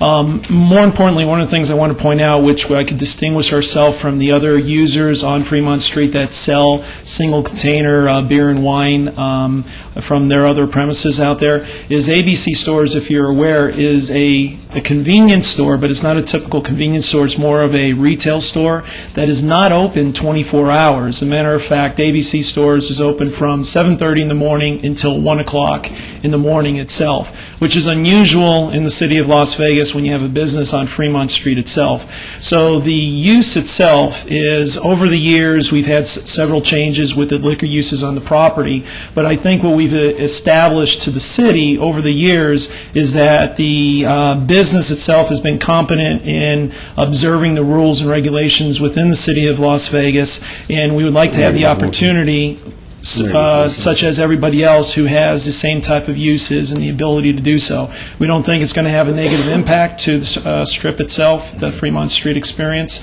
and we'd like to have the opportunity to show you, as we did for the last 6 years. Thank you very much. Anybody else like to be heard? All right, I'll close the public hearing then. Mayor Pro Tem. Yes. Jeff, I certainly appreciate you coming over today. I, too, really think they've done a great job over the last 6 years since they've been in business. I feel that we need to give them a chance to show. So my motion is going to be for approval of this item with a 6-month review. All right, let's vote on that, please. If I may, sir, is that at a public hearing of the City Council, or do you want that to just be administrative? Public hearing at the City Council. Okay, public hearing of the City Council. And we concur. I'll put on the record, too. As far as I know, we haven't had that many calls, or if any calls, from Metro for any type of disturbances or problems over at this location. Well, and I assume that your client, if they see somebody who appears to be inebriated coming into the store, they're not going to sell them anything, let alone a six-pack. No, that's absolutely correct. And to echo what Councilman Reese has mentioned is we've had no violations, no problems. The employees has complied with the regulations, which, as you know, is pretty tough down on Fremont Street, getting the pressure from people who are intoxicated and are trying to get singles and so on. So we've complied in the past, and I believe we deserve the opportunity, and 6-month review is more than fair. All right, thank you. All right, let's vote on that, please. Opposed? Motion carries. Thank you, and good luck to you. Thank you very much. Have a good day. You're welcome. 61 is ROC 29347, review of condition. The applicant owner is Sharon Key. Request for a review of condition to amend Condition C of an approved special use permit to allow for more than 2 massage therapists at 1070 East Sahara Avenue. This is in Ward 3. It's a public hearing, which is now declared open. Is Ms. Key here? KEA? If I may, Mayor? Yes. This item comes back to you. The original submittal for the review of condition included this matter. Staff did not properly notice that, and so we're bringing back this second half of their application for your consideration at this time. Thank you. All right, Mayor Pro Tem. I move to follow staff's recommendation for approval of this item, please. Let's vote, please. Opposed? Motion carries. Thank you. Item 62 is DIR 29019, rescission of water feature exemption. The applicant owner is Sunshine Holdings. Request to allow the operation of a water feature which totals 153 square feet at an existing commercial shopping center on 3.75 acres at 9436 West Lake Mead Boulevard. This is in Ward 4. The staff recommends approval. Is there a motion to rescind, please? Councilman Brown? Move to rescind. All right, let's vote on that, please. Opposed? Motion carries. And item number 63 is 63 DIR 29019, a rehearing, the water feature exemption. The applicant owner is Sunshine Holdings. Request to allow the operation of a water feature which totals 153 square feet at an existing commercial shopping center on 3.75 acres at 9436 West Lake Mead Boulevard in Ward 4. The staff recommends approval. Councilor Brown? Yes, Ms. Wheeler? Mayor, the error here is that the first sentence of condition number 1 shall read that the applicant shall pay a fee to the city through the Planning and Development Department of $1,530 to operate the water feature through January 1st, 2010, and that is the correction that we're bringing forward at this time. Okay, is there anybody here on behalf of Sunshine Holdings? All right, Councilor Brown, your pleasure. Thank you, Your Honor. Move for approval, subject to staff conditions. Thank you. Let's vote, please. Opposed? As amended? As amended. Thank you. Opposed, please. Motion carries. Thank you. Item 64, Madam Clerk, would you please set the public hearing dates and appeals from the City Planning Commission meetings and dangerous buildings or nuisance litter abatements? Thank you, sir. Thank you. All right, 65 is citizens' participation. Public comment during this portion of the agenda must be limited to matters within the jurisdiction of the City Council. No subject may be acted upon by the City Council unless that subject is on the agenda and is scheduled for action. If you wish to be heard, please step up, and we'll put the timer on at 10 seconds. 3 minutes. It's going to sound like a car auction in here. 3 minutes. Good afternoon. Dorothy Barnes, Las Vegas resident. I'm here because I can't get people to talk to me out there, so I have to talk to somebody about this situation because it's not getting better. And I know I called this policeman, stopped me over at West Durango and South Frontage Road and West Tropicana. And I had to call and talk to his superior officers because it didn't make sense for him to holler across the street and take off like that. I said, I don't know if he was a police officer or not. He was driving a police car. So it's something I was doing. But anyway, I wouldn't have to do that if they wouldn't keep doing this. That's what I was trying to explain to them. But once again, when they started the programs that I'm complaining about, and I did tell the police, I've already complained before the mayor and city council. I've been to City Hall. I talked to Sheriff Gillespie. I've talked to the chief of the marshals. I've talked to the FBI, trying to get my name removed off a program where they're supporting and encouraging organized criminal activity and using me to sponsor programs where they're selling illegal drugs. So if they wouldn't do that, I wouldn't have to do what I was doing when the officer hollered across the street and took off on me. But make a long story short, they promised secretly, they promised they wouldn't interfere with the divine order of things with these programs. They've tampered in the wheels. I think that's what brought on 9/11. And if they don't stop it, we're going to have something worse than 9/11. I can see it brewing. Bible prophecy, wars and rumors of war. Look at the war. It's still going on. It's just changed the name every year. It's changing the name from Desert Storm, Desert Fox, Afghanistan Freedom, Afghanistan, whatever. It's keep changing its name. It's the same war. It's in the same area, the Middle East. It's not getting any better because they're still telling lies, and I'm trying to stop them. They're interfering with something very important where a lot of people's lives are at stake. And it's very ignorant for them to keep letting crazy folks out on this military base because it's being crazy when somebody's trying to send a warning and they have people out there want to play a game with people's lives. Now I'm trying to stop them because my life is threatened with the way they operate in those programs. And I've asked them to stop it, and not just my life, a lot of other people. That's why I'm inviting all of you all to sign the promissory notes. A lot of people say, I don't like signing no paper. I don't know what it's all about. Find out. It's not going to get any better. We might go into a Great Depression. If you remember the Great Depression some years back, you remember that? When everybody had to stand in line for a bowl of soup. If you had money, you still couldn't buy the Great Depression. Yeah, I remember it. I think we're headed toward that if they don't stop that foolishness they got going. So just a warning to all the ones that's really concerned about safety and healthy living conditions. Thank you. Thank you. Next, please.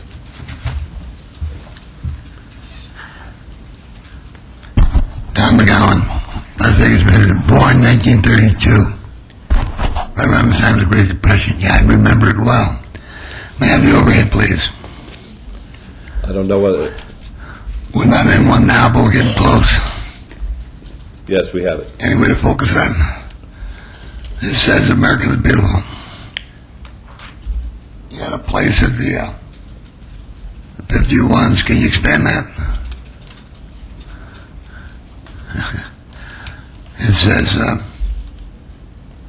City of Las Vegas, in association with the Harry Reid Center for Environmental Studies at UNLV, the Richard Bryan S-Star Corporation for Renewable Energy Resources, and John McGowan presents America the Beautiful. This is what you call the Neo Energy University. You need it right here downtown. That's solar panels on top of the roof. Academic residency for the high-level people. Here you got the Geosphere, the Ecodome, and the Trilon. World-class attractions, all based on renewable energy.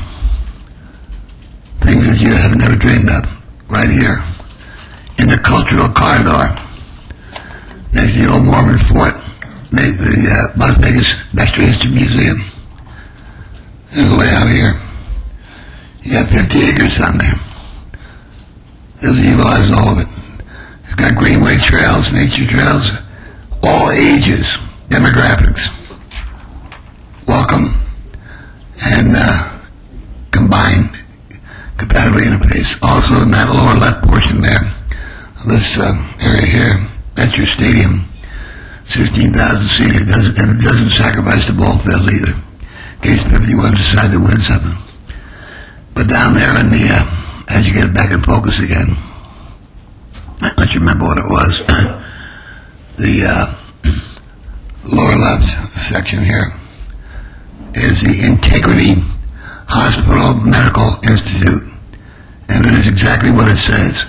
It's gastroenterologic ambulatory surgery that's safe, clean, and non-infectious, non-invasive. In other words, done by responsible people of high dedication to the highest quality, safety and security, and integrity. And what you have to do really is, when you become increasingly beset by issues, you must become better than you were. And all you do to do that is you simply do it. You have the determination to do it, you can do it. You have no idea what you can do. But you can do this. And the minute you say, yes, you want to do it, you will have it. Because you'll go anywhere in the world. But my recommendation is that you do it right here, in the city of Las Vegas. You become the world leader that you can be. Or sit back and watch somebody else do it somewhere else. All the people that were capable of partaking in this were in this room today, including architects such as Mark Klein, for example. People in the so-called green community. You got another one over there by the name of Erwin Molaski. I think he built a green building, didn't he? Not too far away from here, on Union Park. That is your crowning achievement right there. As far as the downtown entertainment overlay district is concerned, I could buy anyone to show me how they're going to get one rock band of my 30 on a 5-foot patio in front of the beauty bar. Particularly since the beauty bar doesn't do anything out front, they only do it in back, in the patio. Thank you. When you want to meet on this, you know the number to call. Thank you. Anybody else like to say? So do you. Thank you very much. Thank you.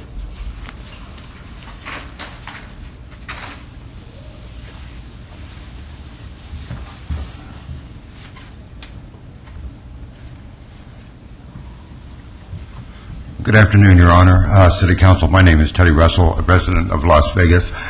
I wanted to mention, as far as our renewable energy is concerned, it is indeed ironic as we enter a troublesome tropical storms and hurricane season that if large petroleum refineries or rigs were adversely, severely affecting the markets, it would actually turn to the benefit of Southwest United States as far as being the epitome of riches in renewable energy, turbines, solar, and geothermal. Senator Harry Reid is writing repeatedly in the Las Vegas Sun a policy which is really speaking great things in the future of the Southwest United States. Of the people, by the people, for the people, 56 gentlemen signed the Declaration of Independence committing high treason against the largest colonial empire in the nation. I am working still on the cover letter to the United States Congress with the 28th Amendment. I'm also submitting and soliciting the organization of an academics Olympics, which consists of various disciplines: law, medicine, science, technology, liberal arts. In that, we need to stimulate America to be more competitive in the academic, worldwide competitive environment. And I'm also I'm studying Alexander Hamilton, the Federalist Papers, to put together an architecture for the United States of Earth, again, to replicate the greatest nation in the history of the world. That's all I have. Thank you so much, and have a great evening. Okay, thank you. All right. Anybody else like to be heard? God bless you. Does anyone else want to be heard?